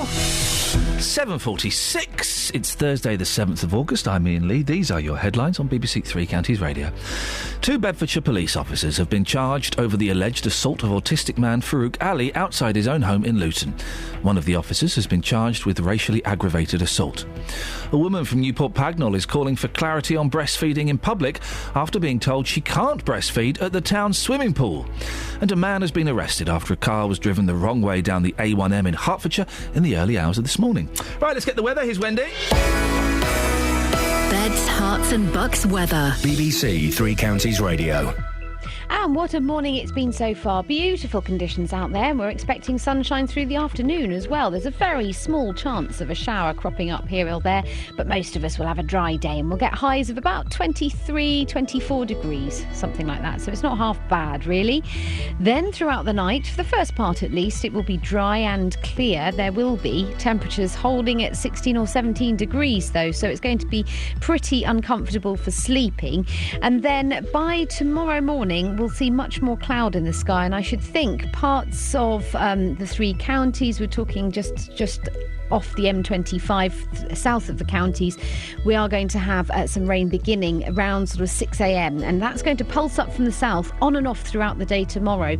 In between those pulses of rain, it's going to stay pretty cloudy and it will feel cooler as well, with a high of about 20 degrees in a spot like Bedford through the tomorrow afternoon.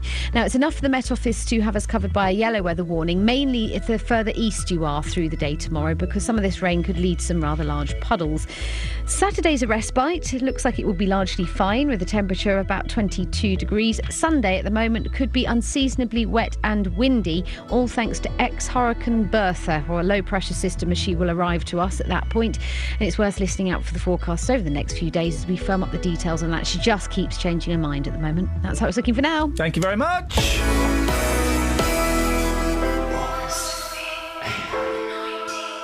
With football, no day is just a day. December. It's a day where memories are made. We've got to control what we can control and beat Torquay, and that's all we can do. May the 3rd, 2014. It's finished here at Wycombe Wanderers. They have survived on BBC Three Counties Radio.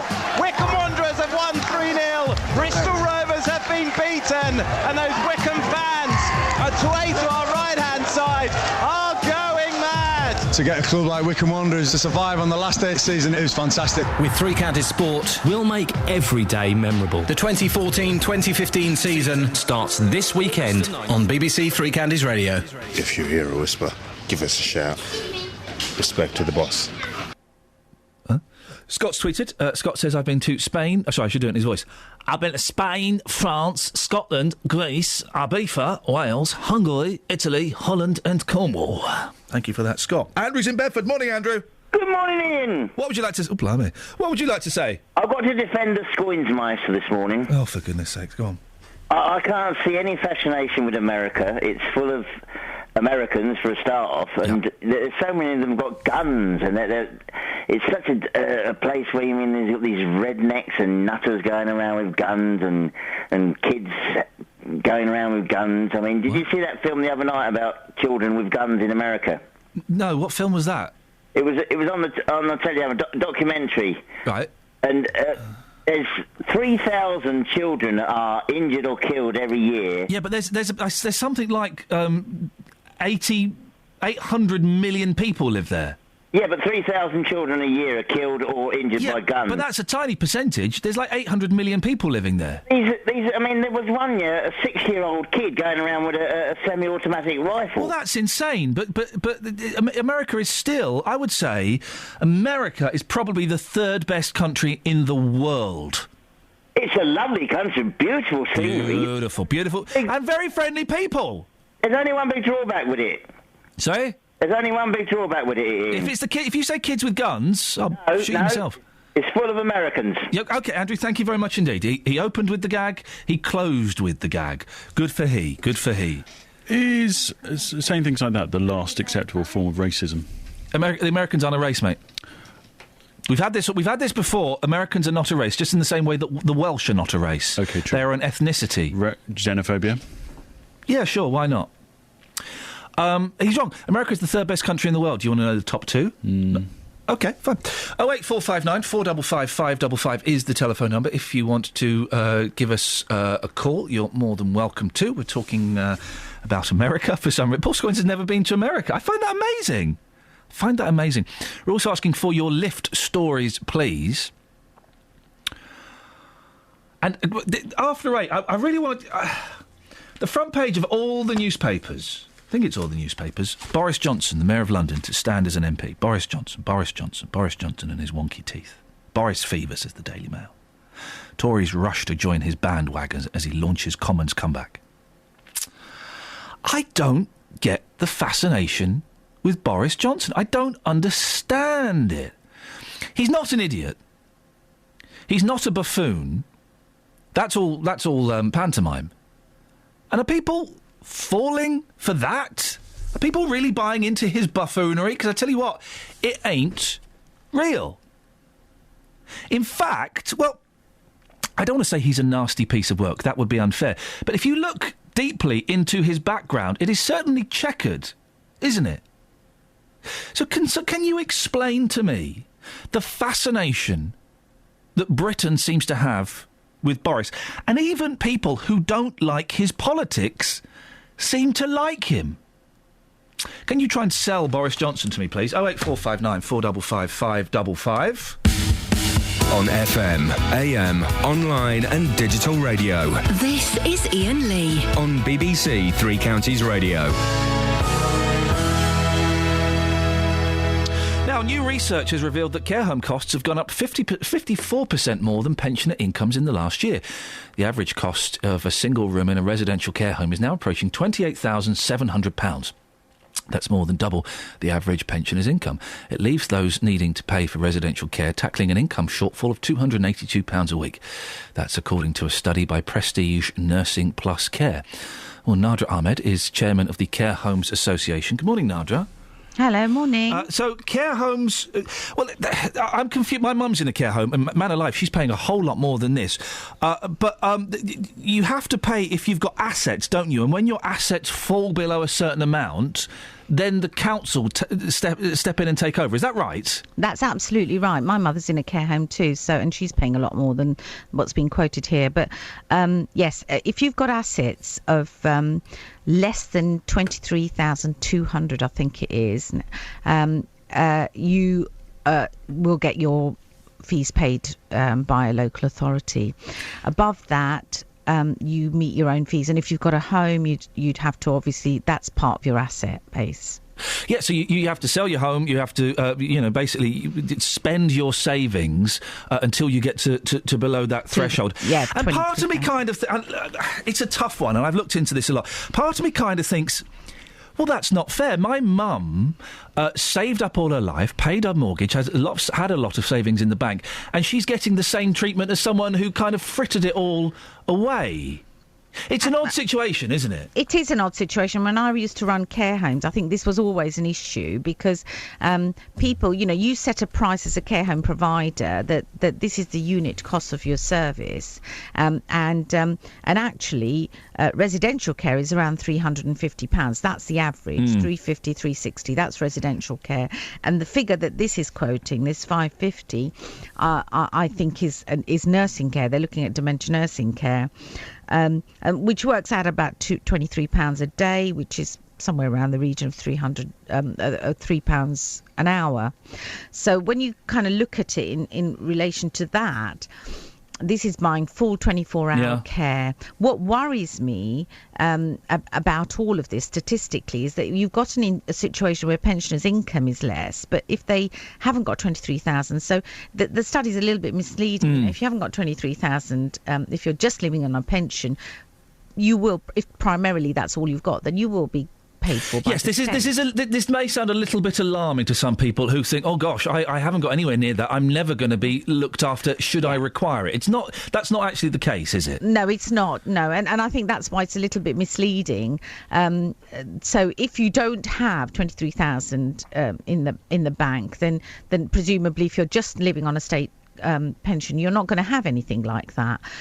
This is more alarming for those people who have got assets, probably, and they're going to have to think, well, if my house is worth, if I've got equity of 100,000 or whatever, that's only going to buy me so many years of care if I want to care of that level. But you and I know, because we've got mums in care homes, that's nowhere near. We're generally looking around the £1,000 a week, depending on the type of care. One thing I noticed, my mum's is, here's a figure for you guys, my mum's is just under £1,300 a week.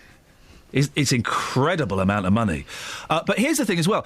Because she's self-funded, and there are people in her care home who are funded by the council have kind of said, we're not going to pay any more increases.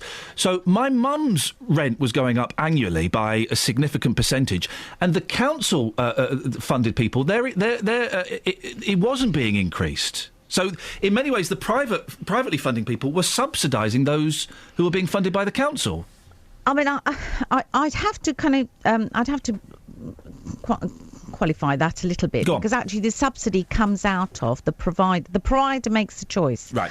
The unit cost is the unit cost. So if I'm presuming this is probably a corporate service that they're in, but if it's £1,300, then they have decided that's what it costs to look after an individual in their care home. Yeah.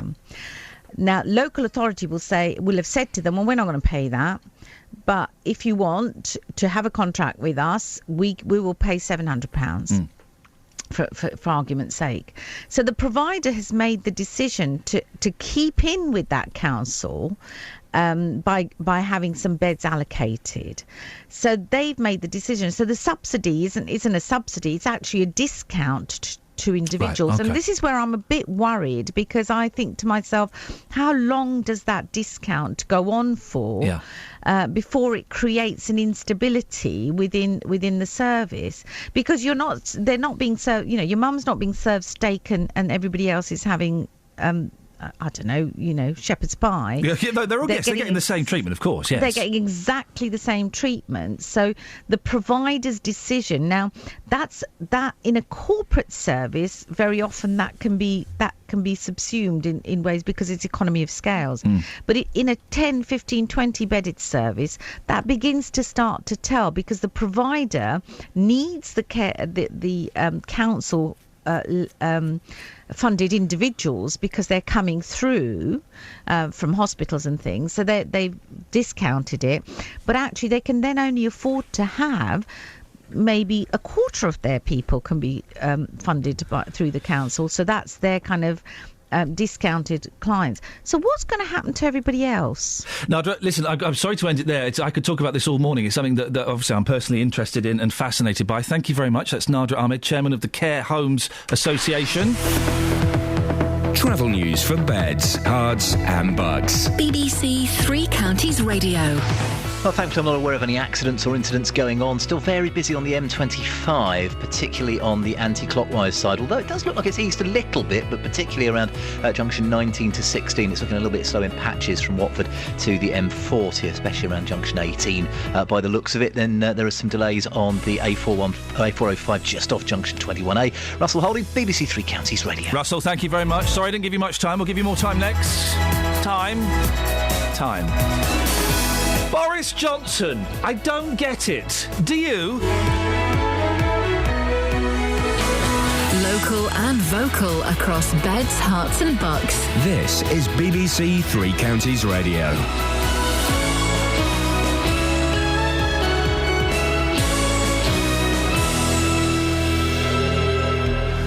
It's 8 o'clock. I'm Simon Oxley. The headlines: police officers charged over alleged assault on autistic Luton man.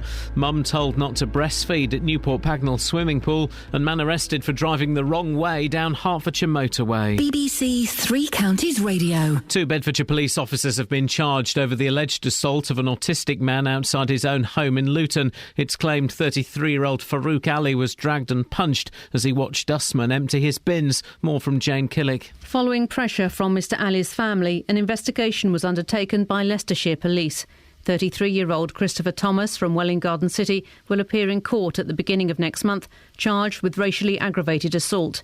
He's also accused of perverting the course of justice and misconduct in public office, along with a second police constable, 33-year-old Christopher Pitts from Bedford. A woman from Newport Pagnell is calling for clarity on breastfeeding in public after being told she can't breastfeed at the town's swimming pool. Natasha Barnett was asked not to feed her daughter because of a no food or drink rule, and because the lifeguard felt she couldn't pay attention to her other children. I feel as if now I'm going to be alienated for going back to the pool. But other people are going to protest, and I will obviously go alongside if I can, if I feel confident enough, because obviously it's hurt me, it's upset me. I've never had a negative comment about breastfeeding ever, and it's my 4th baby and it's completely put me off feeding. I won't feed in public. A man has been arrested after a car was driven the wrong way down the A1M in Hertfordshire in the early hours of this morning. Police say the car was driven south on the northbound carriageway from junction 7 at Stevenage, hitting a police car before being stopped between junctions 4 and 5. The driver was arrested on suspicion of drink driving and dangerous driving.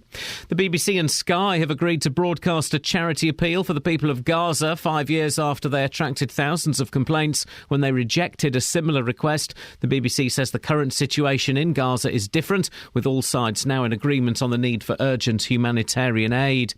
The government will announce today that trains on London's new Crossrail line could continue to stations in Hertfordshire. The new line is currently being built under the capital. It would mean trains from the City and Canary Wharf stopping at Tring, Hemel Hempstead, Berkhamsted and Watford, without passengers having to change at Euston.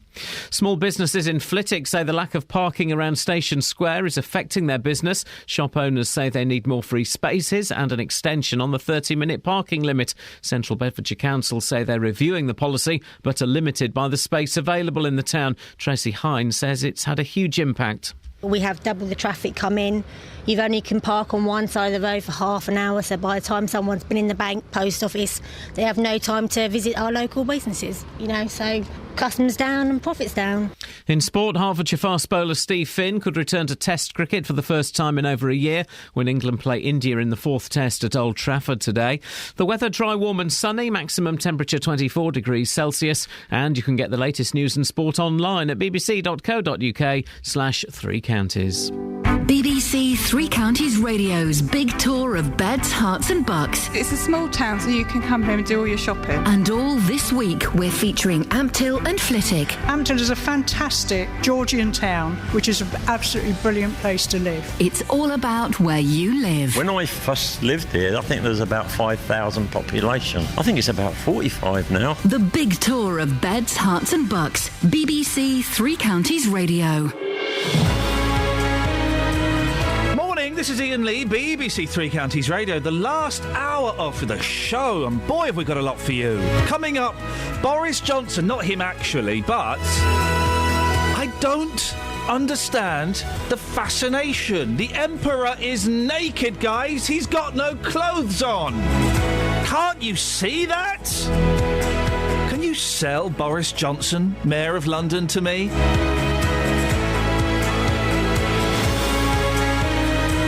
Also, your lift stories.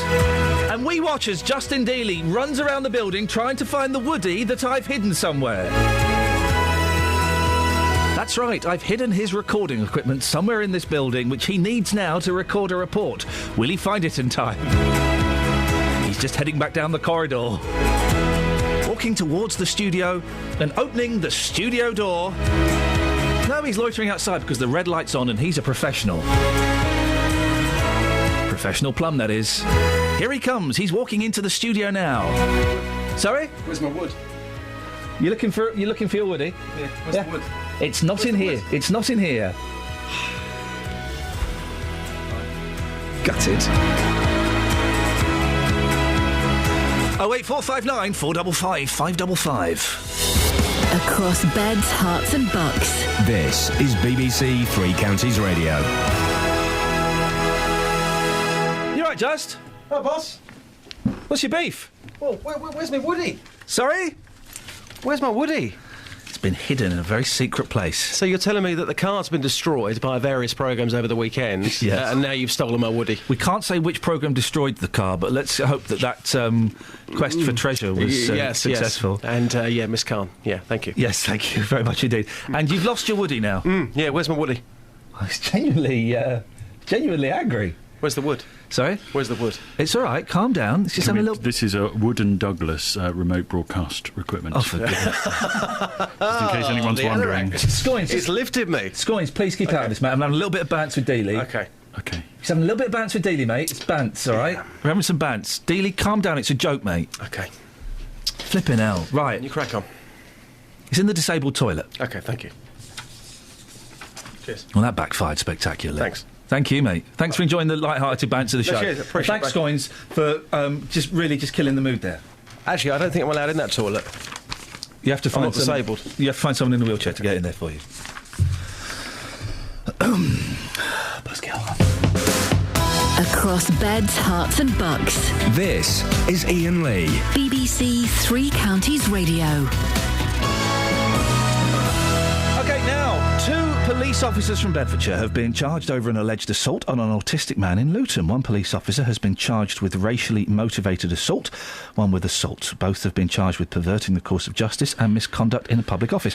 Paul, you've been looking into this. Tell us what we know about this story, please. OK, this relates to Farouk Ali, who's an autistic man in Luton in February 2012. So... what we know is pretty much what you've just said. Christopher Thomas, who's 33 from Welling Garden City, he's been charged with racially aggravated assault, perverting the course of justice and misconduct in a public office.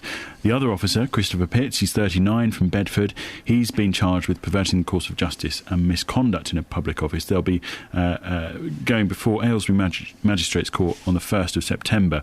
And this is a review which is being conducted by Leicestershire Police on behalf of the IPCC, the Independent Police Complaints Commission. So that is the process at the moment. They've been investigating Beds Police, and that's pretty much what they released late yesterday afternoon.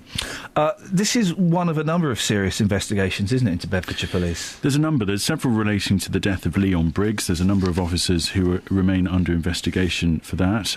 Also, the Police and Crime Commissioner, who is under investigation for releasing some information relating to that case. There's also another investigation by the IPCC into sort of police contact with a man prior to the murder of Leonard Flower in Luton.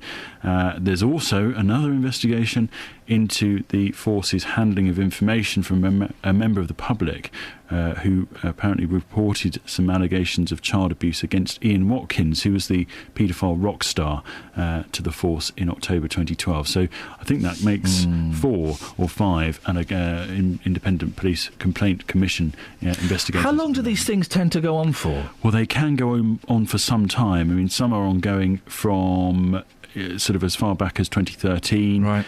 They take as long as they take. Okay. So, but this is now moved into the realms of the Crown Prosecution Service. So we have a definite date that these 2 officers will go before the court at the beginning of September. OK, thank you very much, Paul. Of course, we will bring you any more news on that as and when.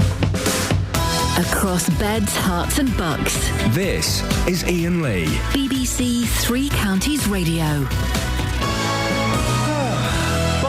Johnson, what's the deal? He's managed to attain one of the most influential jobs in Britain. He's Mayor of London. He's known for his being silly on Have I Got News for You, hanging from zip wires and being a buffoon. But he's not, is he? He's not a buffoon. He's a very, very intelligent, clever, calculating man. Well, he's on the front page of the newspapers today because he said he's going to go back into becoming an MP. He wants to become an MP. There's speculation it might be a seat in Beds, Herts and Bucks. I'll tell you now, dear listener, it won't be. It'll be London. It'll probably be Uxbridge. Particularly if he's going to be Mayor of London for the same time for at least a year. It will have to be in London. Uxbridge is a very, very safe seat. Justin, you've been out getting reaction about Boris Johnson today. What have people been saying? Well, talk of Hertsmere in the future. I've been in Radlett this morning asking people how they would feel if Boris was their local MP in the near future. This contains a fantastic and unique quote, this package. Have a listen to this. I hope to God not. We deserve better. Why do you deserve better? He's a dreadful weasel, is that is an insult to weasels. I think he's a great guy. I like his policies, I like his approach, and I wouldn't mind having him as an MP if he wanted to sit here. I've just spoken to a lady who described him as an insult to weasels. Why do you think some people have really got it in for him? He comes over as a bit of a buffoon, but I think behind everything he's very, very clever. He's great for the country. I love him. You say he's great for the country. Would he be great for local people? If he was to become MP for Hertsmere in the near future, would that be great for the local people or an embarrassment? It'll be great. Because he does anything he does with passion. He does it from his heart. He feels his job. You can see it. He's just very passionate about whatever he says. He's very passionate about. A lot of people think that he's thick, but no, that's an act, isn't it? Come on. No. Him and Prince Charles have got something in common, and that is they both sort of they talk like this, but they're not thick. Good impression, by the way. Thank you very much. Take care. Well, I think he'd certainly be high profile, and I think he'd be excellent for this area. Anybody that says he's a buffoon, what do you think about those people? Yeah, I think he's a bit of an actor, but I think he's got a very good brain, and he'd certainly give us a very high profile, which we need. You want him, don't you? Yes. By the way, lots of hairdressers here as well, so you could sort him out then, couldn't you, locally? Yeah. Justin, thank you very much indeed. We'll speak to you a bit later on. Joined by Mike Smithson from Bedford, who runs the political betting website politicalbetting.com. Morning, Mike. Good morning. I don't get Boris Johnson. It is the emperor's new clothes for me. I can see that he's naked, but people seem to love him. They seem to buy into that buffoonery, don't they? There is, like your selection of interviews there was great. It really sort of showed that he's very much a Marmite politician. You have people either loathe him intensely or they love him intensely. My view, I think you're right in your introduction. I think Hertsmere is probably not going to be where he's going. The Sun's running a story this morning suggesting that the deals are being done for Uxbridge, which is in the Greater London area. But I think that I think it's not going to be as easy for Boris as people think. He's gone on public record 17 times in the last 2 years saying that he would, if he was elected mayor, as he was 2 years ago, that he was service time out and would not stand at the 2015 general election. And it's going to be quite hard for him to finesse that. When he was pressed yesterday by various people, I thought his answers sounded a bit sort of contrived and feeble, and I think that he's opened up as a hostage to fortune there. But he seems to dodge all of the bullets. You know, all of the he's one of the few MPs who's managed to withstand cheating on his partner's story. There are all kinds of shadows and murky things in his past, but he just seems to keep on going and getting more and more popular, doesn't he? Indeed, but I think that there is a difference between even being Mayor of London and shall we say, coming into Parliament and seeking to run for leadership of the Conservative Party, which is what this is all about, where I think that he will be turned over by the media. He would be turned over in a very, very big way. There was a great interview which Eddie Mayer did on BBC TV about 6 months ago with Boris, which was it's excruciatingly embarrassing because Mayer had all his foibles. He had all of them listed, all the allegations that had come from the past, and Boris just squirmed and was not really able to cope with it. So I'm far from convinced that he would make the leadership. It's funny you mention that. We're going to play a little bit of that interview after 8:30, because you're right, it does make incredible listening. I was going to say, I'm assuming you've closed betting on him wanting to be the leader of the Conservative Party, but you're not convinced that he can do it? I'm not convinced, but on the other hand, the bookies and the betting market since his announcement yesterday have moved very sharply to Boris, and he's a very strong favourite. There's another thing you must remember, that whoever is the strong favourite to be the next Tory leader never gets it. Oh, is that the press? Has that been set as a precedent before? Oh yes, this goes back 20, 30, it goes back 50 years actually. Remember when Michael Heseltine was going to be the great saviour in 1990. Remember when Michael Portillo was going to win the leadership in 2001. John Major came from absolutely nowhere when he got it, and Margaret Thatcher's victory when she got it in 1975. That again was a massive surprise. So whoever is the favourite never gets it, and that's my approach to this. Mike, I appreciate your thoughts this morning. Mike Smithson from Bedford runs the political betting website politicalbetting.com. We'll play a bit from the Eddie Mayer interview in about 20 minutes' time. It's fascinating. Boris Johnson, I don't get it. I can see that the buffoonery, the hair, the hosting of Have I Got News For You, it's all an act. It's an act, isn't it? He's an actor. He's a really good actor. 08459 455 555. Travel news for beds, cards and bugs. BBC Three Counties Radio.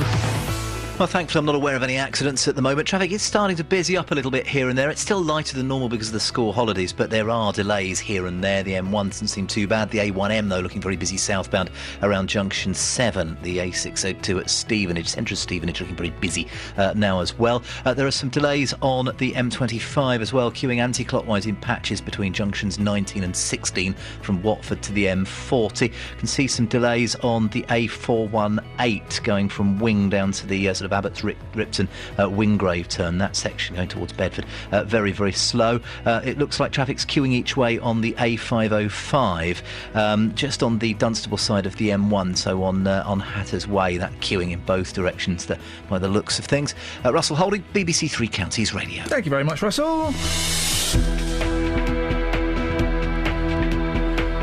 Right, it's 8:17. It's Thursday, the 7th of August. I'm Iain Lee. These are your headlines on BBC Three Counties Radio. The government is announcing this morning that trains on London's new Crossrail line could continue to stations in Hertfordshire. 2 Bedfordshire police officers have been charged over the alleged assault of autistic man Farouk Ali outside his own home in Luton. One of the officers has been charged with racially aggravated assault.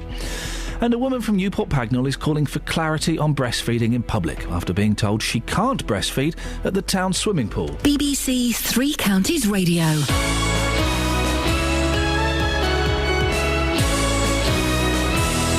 If you hear a whisper, give us a shout. BBC Three Counties Radio's big tour of beds, hearts and bucks. Good wide age range of people. It's up and coming. There's lots of new developments going on. All this week, we're featuring Amptill and Flitwick. It's a small town, so you can come here and do all your shopping. Homely, friendly.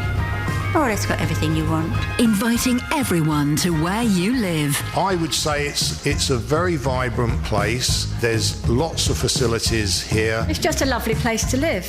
Everybody's friendly. If you've got a story everyone should hear about, let us tell them about it. Amptill is a fantastic Georgian town. Flitwick is a good community, small town with everything you need there, from a supermarket to a swimming pool. The big tour of beds, hearts and bucks from BBC Three Counties Radio. On August the 4th, 1914, Britain declared war on Germany. This year will see many commemorations to mark the centenary of the start of the First World War. As part of that, the BBC has launched a project called World War I at Home, looking at how our towns and cities played their part in the war effort. Berkhamsted in Hertfordshire was the key training ground for potential officers with the Inns of Court Regiment, and the legacy they left can still be seen on the Common, where the remains of training trenches are still visible. Tara Gungaful has been to have a look and got a guided tour. The trenches continue as far as the eye can see, which is quite astonishing. 13 kilometres of trenches were dug on Berkhamsted Common. They were the work of the Inns of Court Officers Training Corps, nicknamed the Devil's Own. Rachel Sanderson from the Chiltern Conservation Board and local archaeologist Alex Thompson take a walk along the 500 metres that remain today. It was September 1914, Lieutenant Colonel Errington from the Officer Training Corps, the OTC, was given the task of actually creating a training camp in Berkhamsted. With this very large common here, they had the space to practice the different elements of warfare they needed, whether it was using equipment, digging trenches, fording rivers, night operations, all the things that they would be doing when they went to the Western Front. And also, in the Chilterns, the geology is the same. So the men there were digging through sands and gravels that were on top of a chalk geology. The main camp in Berkhamsted itself was absolutely ideal. You had access from the main railway station that would enable them to bring horses and cavalry to the area, and they had 2 squadrons of cavalry in Berkhamsted. All equipment was able to be brought in, and of course when men went home on leave it was quite ideal for them to hop on the train and get to London. And it was like Rachel just said, that with the clay and boulder clay that you've got here and the flints, naturally enough the water couldn't drain away. So you had conditions very, very similar to what they would have encountered in France, where you've got a foot of water in the bottom of the trench that they had to actually wade through. And this really gave them very, very good practice indeed. I think we can't overlook the fact that the conditions the men fought in were horrendous. And of the men who were trained in Berkhamsted and went on to serve in other regiments, more than half of them were casualties by the end of the First World War, with more than 2,000 men being killed. And as a percentage, that's absolutely horrendous. We're back in France with the rain. The thing that people don't seem to appreciate is that if you had been in London, in the Inns of Court doing their training, and was suddenly plonked in the middle of Ashridge beaches at the dead of night, without a light in sight, it would have brought home to them quite quickly that it's not an easy life. Sergeant Della, who was knighted after he left the OTC, he was always regarded as a very good instructor, but he wrote one part record that the man turned up at Berkhamsted Station expecting his batman to take his kit to his tent, and he was very soon disillusioned. But the very, very bottom step of the monument itself, the actual inscription reads that Colonel Errington was actually brought here and his ashes were actually spread on the common or very close to this area. Quite extraordinary. I think really that monument itself depicts all that we've seen this morning on the common, the trenches and all the work they did and the essential work they did to train men to go to the Great War. Well, if you'd like to find out more about the role that local people and places played during the First World War, you can visit the BBC's World War I at homepage. Click on bbc.co.uk/WW1. You'll be able to see and hear how World War I changed life in beds, hearts and bucks, and find hundreds more stories from across the UK. Tomorrow we'll hear about the first German airship to be shot down over British soil, and it happened in Hertfordshire. Yes, guys! Across beds, hearts and bucks. This is Iain Lee. BBC Three Counties Radio.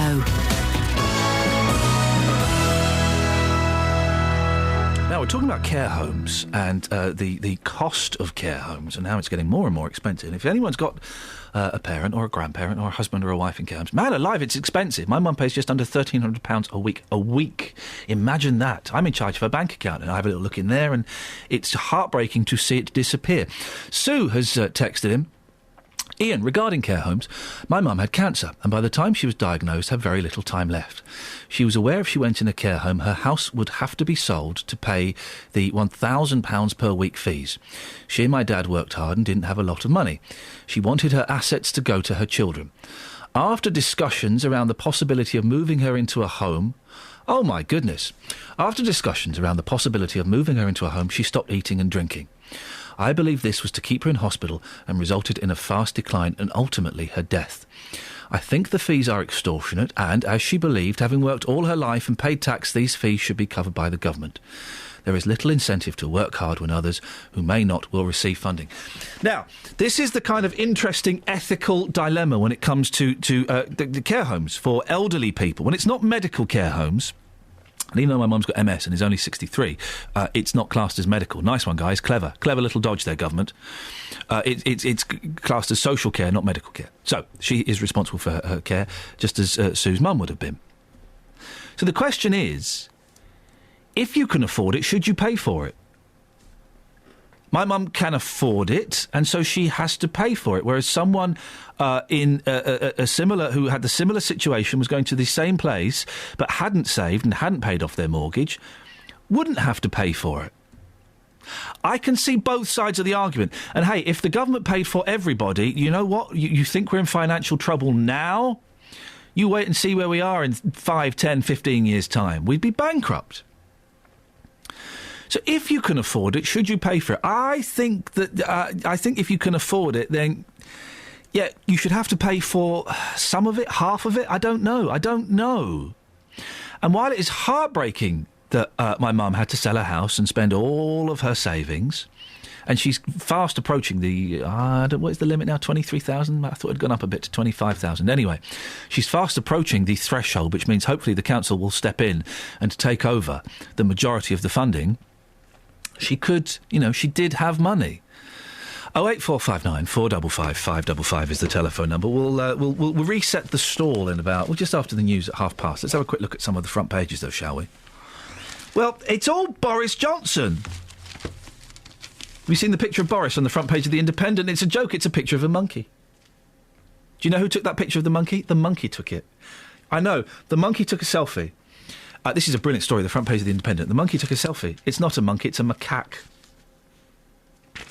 It's a monkey. We all know that gorillas, spider monkeys, macaques, chimpanzees, orangutan, they're all monkeys. Baboons, they're all monkeys. Mm-hmm. They're all monkeys. All monkeys. So this is a story. This monkey took the picture itself, took a selfie, picked up the camera... Why is it a front page story? Well, because there is now an argument over who owns the copyright. Flipping heck. No. Really? There is an argument over who owns the copyright. Can you see anything? He looks a little bit like one of the Easter Island statues. All right, mate, it's a lady. Don't be sexist. Okay, great. Thank you. So it's been put up on Wikipedia, and it said that it's in the public domain because the monkey took it. Well, the photographer's going, whoa. Dude, are you serious? It's my camera, my settings. I went there.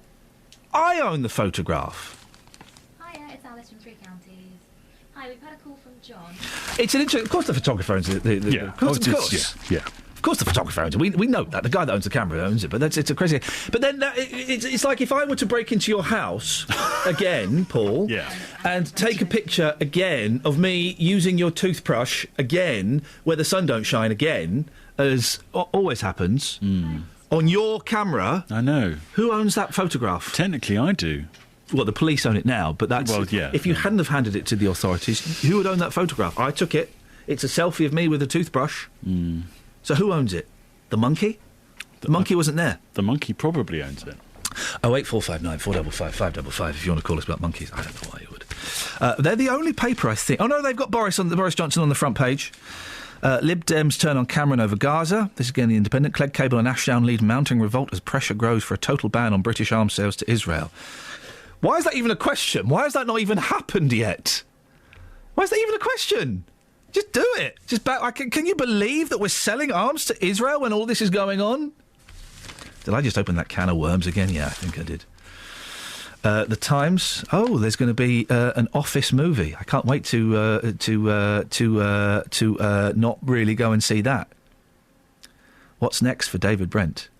The movie, Office, the movie. They've got the two young chaps that were killed in Borneo, and also Boris Johnson. Oh, where's Matt? Where's Matt? Matt's cartoon. Oh, Matt and the Daily Telegraph. I bet he was going to sum this up, but Matt is away. Matt, you've let us all down, you plum. Travel news for beds, cards and bugs. BBC Three Counties Radio. Well, the M25 still very slow anti-clockwise in patches between junctions 19 and 16 from Watford round to the M40. I wouldn't say that whole stretch is really bad, but it's certainly slow in patches, very slow in others. A1M looking very busy southbound around junction 7 at Stevenage. Centre of Stevenage has been looking very busy as well this morning. There are still some delays on the A418 heading away from Leighton Buzzard towards Aylesbury. The bit from kind of Wing to Wingrave is the section where it looks particularly busy by the looks of things. I can see some delays on the A1081 just off junction 10A of the M1, where of course they've still got those various roadworks going on, and it looks very slow coming up that spur off the M1 towards there too. Train services are largely okay now. Looks like they've sorted out that problem I've mentioned earlier affecting some of the trains that run up to Birmingham. Russell Holding, BBC Three Counties Radio. Thank you, Russell. Just two tweets picked at random. Rankin Mickey says, Ian, you remind me of the KLF. Huh? And Carpet Martin, Alice is loud in the background today, isn't she? Yeah. Across beds, hearts and bugs. This is BBC Three Counties Radio.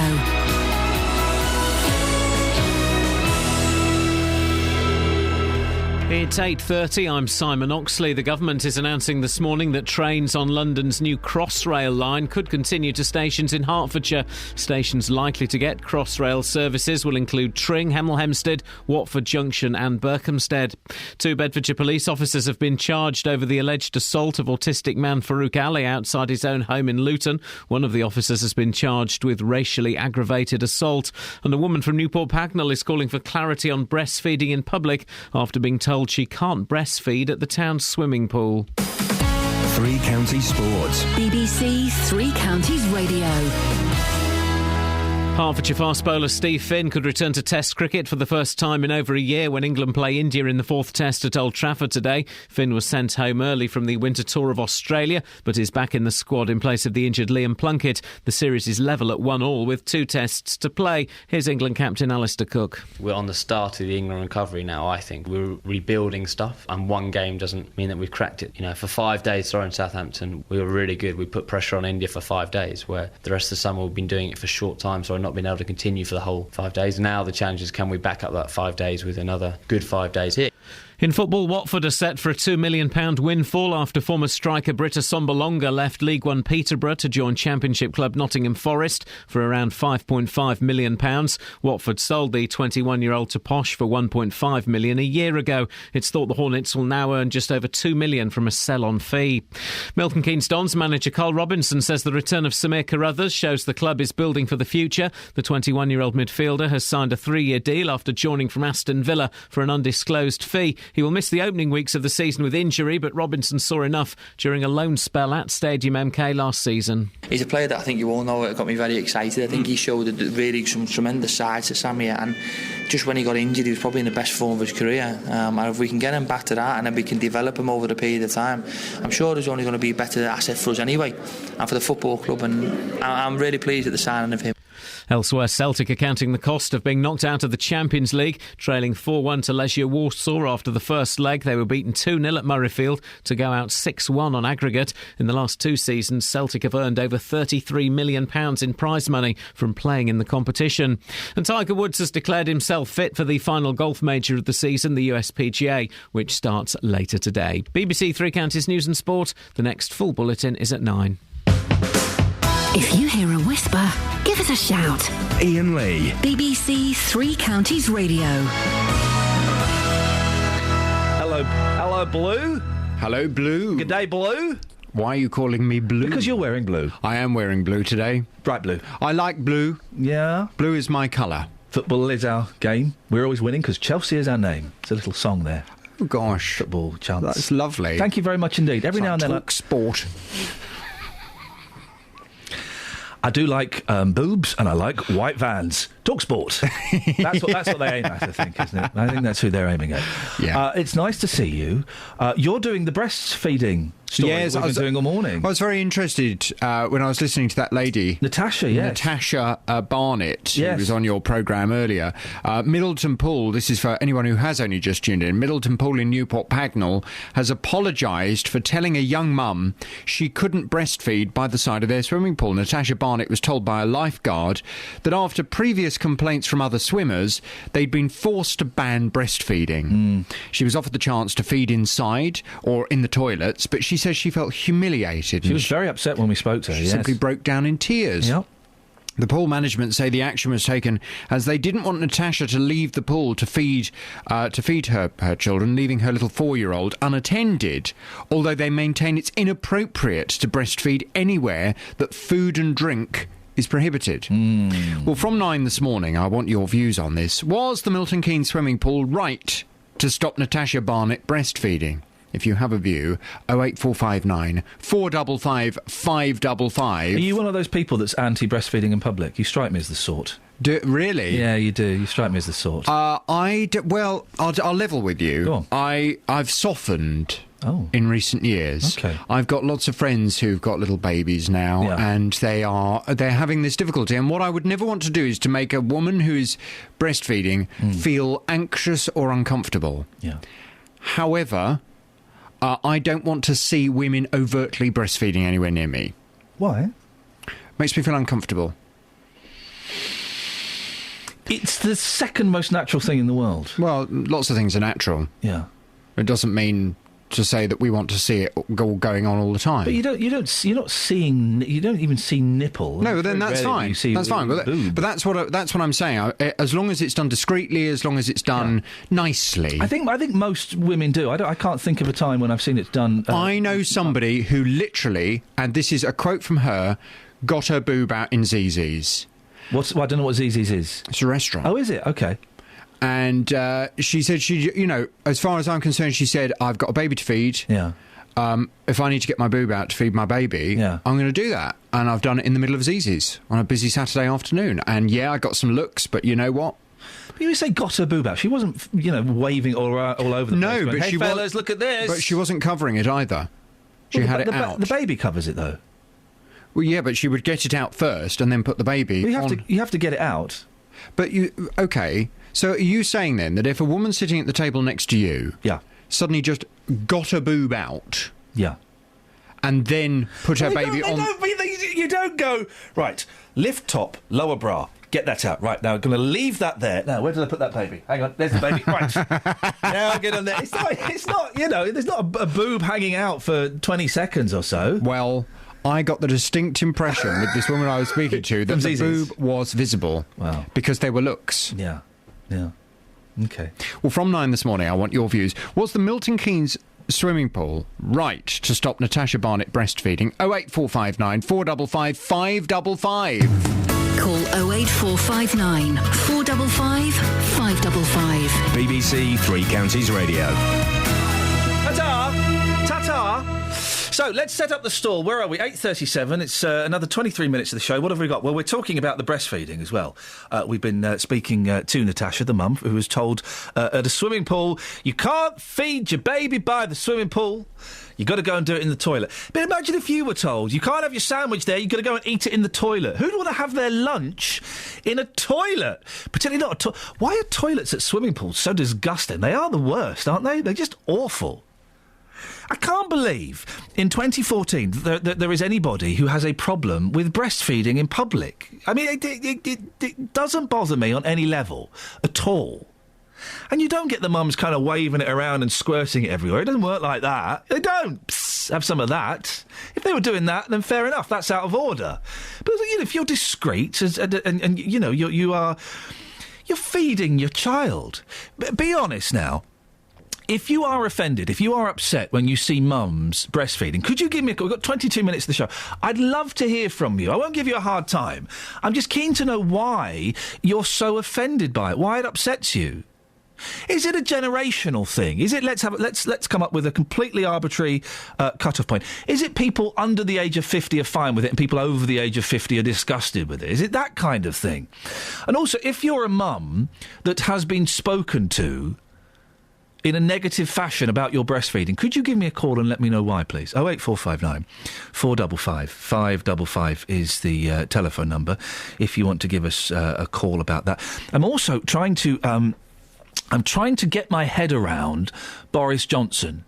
I don't understand the furore surrounding Boris Johnson. I find it very macabre. Sorry? Macabre? Yeah, I don't understand the excitement around him. I can see him as I can see him as a. This is how I perceive him: a very manipulative, very right-wing politician who's pretty much out for his own selfish gain. That's how I perceive him, and I'm surprised that more people can't perceive him. And is it because, and we've talked about this before, Paul, privately, and I think we may have mentioned it on air, is it because of that whole, here's Boris, cuddly Boris? I'm deliberately making an effort not to call him Boris. Yes. Boris Johnson, the Mayor of London, for that is what he is. By calling Boris, we kind of make him into a lovable, roguish teddy bear, don't we? Like a cartoon character. Exactly. Have a listen to this. This is this is part of the interview that Eddie Mair did with Boris Johnson, the Mayor of London. Was it on the Sunday Politics show? The Andrew Marr show? Andrew Marr show, yeah. This is part of the interview where he kind of got... Well, he got a little bit beneath the soft, cuddly, blonde, foppish surface. The Times let you go after you made up a quote. Why did you make up a quote? Well, this again, these are big terms for what happened. Well, I can tell you the whole thing. I mean, I think you sure our viewers wouldn't want to hear more about. Well, right. If you don't want to talk about the made-up quote, it was a long and lamentable story. Okay, but you made a quote. Well, what happened was that I ascribed events that were supposed to have taken place before the death of Piers Gaveston to events that actually took place after the death of Piers Gaveston. You made something up. Let me ask you about another little... I mean, I mildly sandpapered something somebody Let me ask you about a barefaced lie. It's very embarrassing. I'm very sorry about it. Let me ask you about a barefaced lie. And on it goes. It's on YouTube. Go and have a look. Orquado is not the word. Isn't it tense?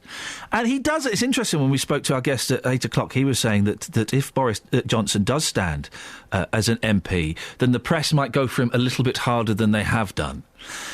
Can you explain Boris Johnson to me? Now, it's interesting that when Justin went out, maybe we'll play Justin's audio a bit later on, when Justin went out, there was a mixed response. Some people saying, oh, he's brilliant, he'll be great. Some people saying, I don't like him, he's an idiot. And I don't quite get the foppish, blonde... I don't buy into that in the slightest. People do, though, Paul, don't they? And that's a big... Image is a big thing in politics now, whether we like it or not. Just looking at the polling for Boris Johnson, all of the leaders of all of the main parties are less liked than Boris Johnson. He, according, he's liked by 58% of the population, compared with 40% for Theresa May. We're looking at potential successors to David Cameron. And indeed, there's been a lot of criticism from other parties, Labour especially, saying, why is the media talking so much about someone who may or may not be the leader of a party in 2020? They're looking that far down the line. And perhaps rightly, perhaps actually the media is massively focused on it. And I think we've looked at it from a different perspective today. But I'm just looking back at all of the times he said that he's not going to stand. And this is the other thing. He said that in May 2012 he had no ambition, made a solemn vow, he said to Londoners. And then later on, people could take for granted that he wouldn't stand as an MP. That was in May 2012. Then in the party conference in 2011, he said, I won't go beyond a second term. I can certainly promise Londoners I will fight to secure a second term. What a surprise. A politician lying to... And they are... We can say categorically that is a lie, because he's going completely against what he said. Right, 08459 455 555 is the telephone number. Last 20 minutes of the show. Is there anybody that can sell Boris to me and explain why you think he would be good? He is being linked with some seats in Beds, Herts and Bucks. It won't happen. It won't happen. Let's ask the very simple question. Would you like Boris Johnson to be your MP? Yes or no? Really simple. Because you know that if he was your MP, his eye would be on the leadership of the Tory party. His eye would be on becoming Prime Minister at some point. Or maybe you think an outspoken, brusque character like that is just what we need in I think we should have more characters in politics. Because everybody's so bland and boring, apart from, oh God, it's going to come out of my mouth, apart from Nigel Farage. I know. The man is a plum of the highest ranking, but he's a character. There aren't any characters. I think that's why Farage does so well, not necessarily because of his views, although that's probably part of it. But the fact is that he's a character, and there aren't any characters in politics at the moment. I'm trying to think of some. Well, certainly not the leaders. Cameron, Miliband, Balls, Clegg, none of those. Esther McVeigh? No, I don't think so. She's blandness personified. And I can't think of any other politicians at the moment.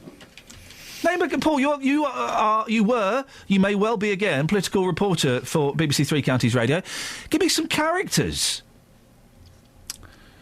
Are they allowed to take puppets into Parliament? No.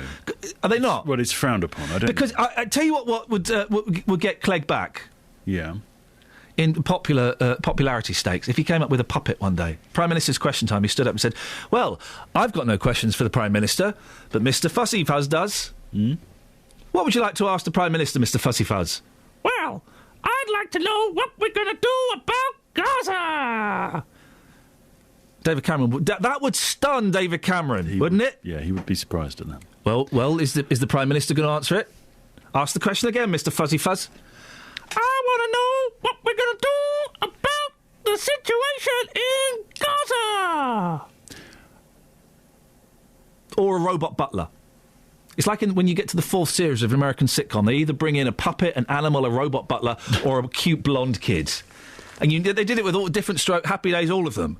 08459 455 555. Travel news for beds, cards and bugs. BBC Three Counties Radio. There's a lane closed on the A421 on the Bedford Southern Bypass. It's the inside lane that's closed, so it's down to a single lane westbound going from the sort of Harrodon Road junction towards the A6. It's a lorry that's having a tyre change, so traffic, Iain, is queuing towards there as a result of that. And I can see it's quite a long queue by the looks of things, according to the speed sensors. They're also picking up some delays on the A1 south towards the Black Cat roundabout. The M1 starting to get very slow southbound now from junction 9, the turn for the A5 for a fairly short stretch, but it's very slow nonetheless. M25 queuing in patches anti-clockwise, junctions 18 to 16 from Chorleywood to the M40. Russell Holding, BBC Three Counties Radio. Thank you very much. 8:46, it's Thursday the 7th of August. I'm Iain Lee. These are your headlines on BBC Three Counties Radio. The government is announcing this morning that trains on London's new Crossrail line could continue to stations in Hertfordshire. 2 Bedfordshire police officers have been charged over the alleged assault of autistic man Farouk Ali outside his own home in Luton. One of the officers has been charged with racially aggravated assault.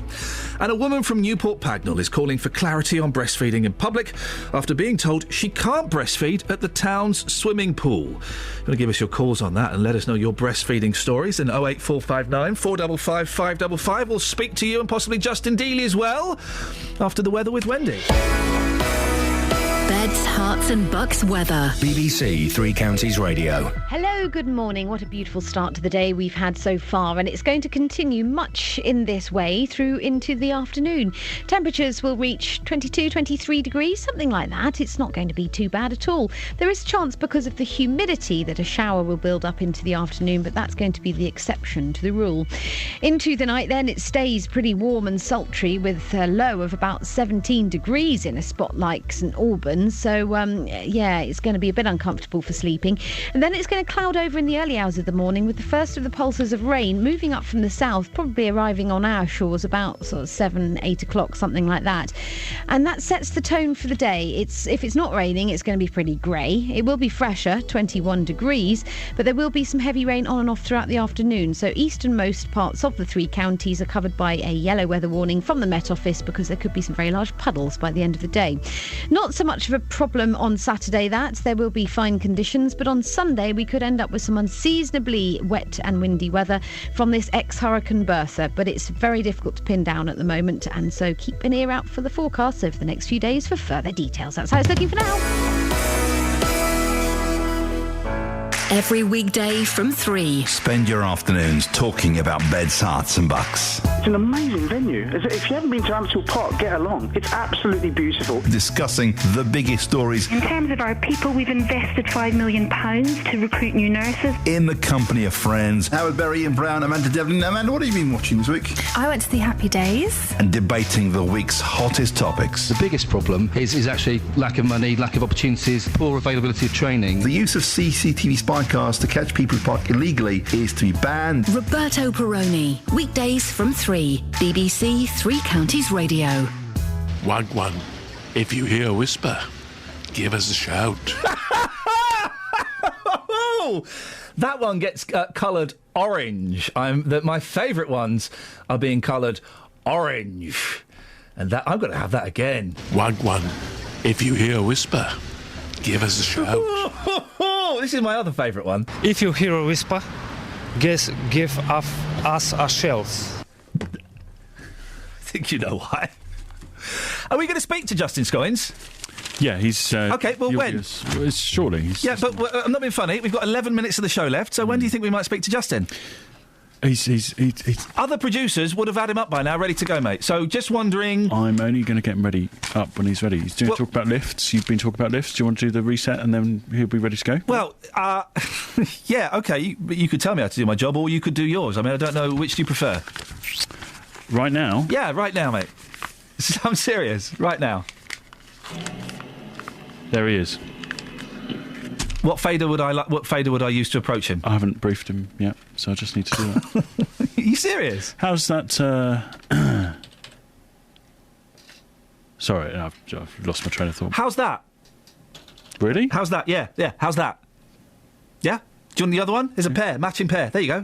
Look, and they got brothers. Ding. Yeah, you like those? Seriously, 11 minutes. I want you in my office. You're. Well, this isn't quite going as I was expecting. If you hear a whisper, give us a shout. Give us a shout. Iain Lee. BBC 3 Counties Radio. Oh, yes. Justin. How's that? Yeah, fine, mate. Well, who had a big hit in the 1970s called How's That? Yeah, I'm not interested. Huge hit, very popular with our target demographic. I'm not in the mood. Why don't you talk about that on Saturday between whatever time your show is on now? Right, and 12 until 2. OK, fine, you can talk about that then. That's not what we're talking about this morning, all I was just trying to lift the programme a bit. It's been a bit... I know it hasn't. No. You know. What? Are you winding me up? No, it's probably been a 7 out of 10 today, boss. Sorry. And we know whose fault that is, don't we? Well, whose fault's that then? It's not mine, and it's not Ellis's. Whose name is it above the door? Yeah, but whose name is... Yeah, all right. Yours. Yeah, I know it's my responsibility. Yeah. It's not my fault. Then. Yeah, you've just said it. Well done. No, it's my... Congratulations. It's my responsibility. Exactly. Yes, it's not my fault. You just said it's your responsibility. Let's just take that quote. Hashtag end of. Hashtag not the end of, dude. Yes. No, I am steering this ship through very bland waters. I'm sailing through the Sea of Scoynes. Yes. Right? If we were in the Bay of Boyle, and I hate to use that name... Right. If we were in the Bay of Boyle, then it would be all light and sunshine, probably a little bit potty-mouthed as well. That's the reason she's not here. You remind me of a tradesman that I know who's not particularly good, who always blames his tools. What tradesman? Well, no names. No names, no Legal. pack drill. All right. Yep. Well, you've gone out and you've done a Vox about lifts. Yes. Really? Yeah. Well, hang on a second. Really? At 7:30 this morning, what were you talking about? I was talking about lifts, mate. Exactly. Yeah. I didn't ask you to go out and do a Vox about lifts. You've used your initiative, and that is frowned upon here at BBC Three Counties Radio. Not at all. You know, earlier on today I was talking about breastfeeding. That, of course, is the big Why did you have to say it like that? Also talking about Boris Johnson, front page of the newspapers, and then you bring lifts into the equation. Why did you have to say breastfeeding like that? Because it is breastfeeding. Yeah, but you said I was talking about breastfeeding. Again, just trying to lift the mood on the programme slightly. You don't have to lift the breasts. use of words. I'd rather you didn't lift breasts on my show. Just the use of words, trying to, use of words. Bring some sexiness into the show. You can't bring sex... The breastfeeding story is the antithesis of sexiness. No, I'm not talking about that being sexy. I'm talking about the way you say things, you know? If you go to some of these courses, I'm sure the BBC will put you on them sooner rather than later. I don't need them, mate. I've won two awards in the last year, mate. Yeah. Probably going to win a few more. Probably going to win some Gillards. I don't even know what they are, but I'm probably going to win them. Quite a lot of my audio on those packages, just saying. Jog on, fella. Jog on, fella. And what, Scoins? Yeah, and... right, okay. Yeah. Okay, guys. I deal in fact, not fiction. You deal in something. Right. So you set it up then. Go on, in lift, isn't it? Well, you were talking about lifts. Yeah, apparently you got quite angry because a Polish person didn't know that... no matter how excited I try to sound, my voice always sounds boring. I don't do a programme about Adolf Hitler. Oh, I want to touch, I want to feel. Come here, give me a big cuddle. Sorry, Justin, you were interrupted by a robot version of you that's got slightly more personality. Yes. For some strange reason, you started talking about lifts earlier on. You were angry, furious, outraged that some Polish people don't realise that 0 in this country is the ground floor. They think it's 1. For some reason, you got very upset about that. I got very angry about it, you did. So you were asking people for their lift stories. Yep. I've got some, and this package contains a very emotional Kylie Minogue fan. Here's what happened. Press the button. Please. Thank you. Nadine, what's your lift story? What happened? I was in the Arndale Centre and I was stuck in the lift. The lift was between 2 floors, so they had to open the doors and lift us all out of the lift. And I had my son in his pushchair as well. And we had to be taken out of the lift to safety. I was in the lift with Adam Woodart from EastEnders, Iain Bill, in Watford Hospital. We were just in it together. He was visiting somebody over there and we was in the lift together. Yeah? But I played it cool. I didn't go and get his autograph. I just pretended I didn't notice him. Yeah. Nice guy? He was a nice guy, yeah, I have to say. Wow. Now, if you could be stuck in a lift with anybody, I mean, Iain Bill's a bit of a weak one. If you could be stuck in a lift with anybody, who would it be and why? It would have to be George Clooney for me. Why, the big G-man? Because he's so handsome and grey. Ikey baby, what's your lift story? Well, I was stuck in an elevator. I don't blame them anyway. It's just I was asthmatic. And, I'm asthmatic and I was running out of air. So I kept banging, but no one was listening, sort of. And it was very frightening. How long were you stuck in a lift for? More than an hour. Justin, very quickly, before I continue to press play, are these all stuck in lift stories? No. You sure? Because that wasn't... I mean, stuck in lift, it lifted... that's been done 100 times on local radio. We're... Just let him carry on. All right. I'd say more than an hour. And you're struggling to breathe? Sweating, yeah, really. You must have been terrified. Of course. Let's send you away with a smile on your face, because that's quite a negative story, OK? If you could be stuck in a lift with anybody, who would it be? Kylie Minogue. Look at you. Punching above my weight there, aren't I? I know. No, not at all. Why Kylie? Silly question, I know, but why Kylie? I could have a proper discussion with her, you never know. Well, might fancy my chances. Well, I got in the lift, I wanted to go up to the second floor, and I pressed the basement button. I wonder where I was when I got down there. Great story. No, I don't go in the lifts, so I don't like them. Yeah. So you haven't got a lift story? No. Thanks, boss. OK, cheers. There you go. Right. Hang on a minute. So, significant portion of that, I'd say 80%, was stuck in lift stories. So who's phoned your programme to say they've been stuck in a lift with Iain Beale, or been in a lift with Iain Beale? Iain Woodart? Yes, Adam Woodart. Iain Beale.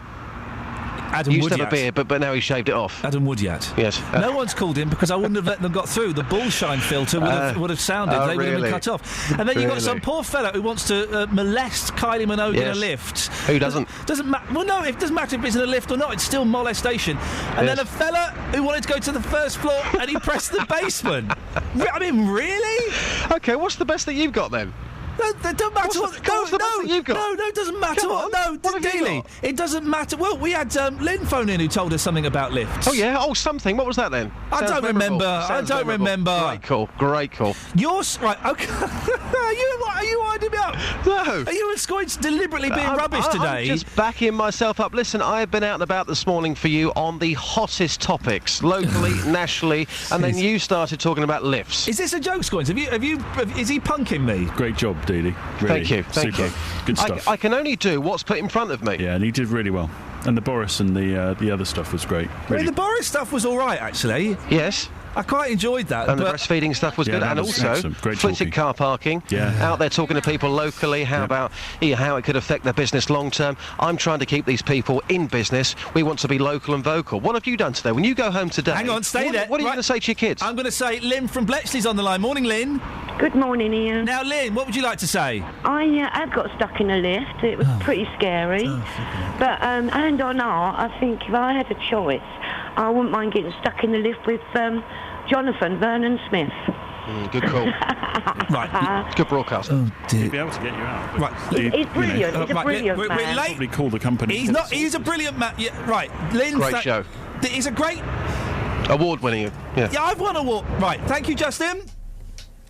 See what you've done, Scoins?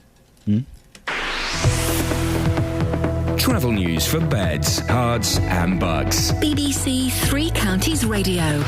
Well, still long delays just outside Bedford on the A421, the Bedford Southern Bypass, where it's down to a single lane westbound, Ian, going from the A600 towards the A6, where a lorry is having a tyre change, so that causing some queues. The A1 very slow south towards the Black Cat roundabout. The M1 very slow south around Junction 9, the turn for the A5 down towards 8 at Hemel Hempstead. Russell Holding, BBC Three Counties Radio. Thank you very much, Russell. Expertly done. Superb work there. At least someone is a professional. Let's stop stroking the egos, guys. Let's focus on the good ship Lee. No egos here on the Iain Lee Breakfast Show. JVS is up next. I'll be back tomorrow and so will some of my team at 6. Ta-ta. Local and vocal across beds, hearts and bucks. This is BBC Three Counties Radio. Thank you, Ian. Good morning. Welcome to the JVS show. I'm Jonathan Vernon Smith. It's Thursday, it's 9 o'clock, and on today's Big Phone-In... Was the Milton Keynes swimming pool right to stop Natasha Barnett breastfeeding? Middleton Pool in Newport Pagnell.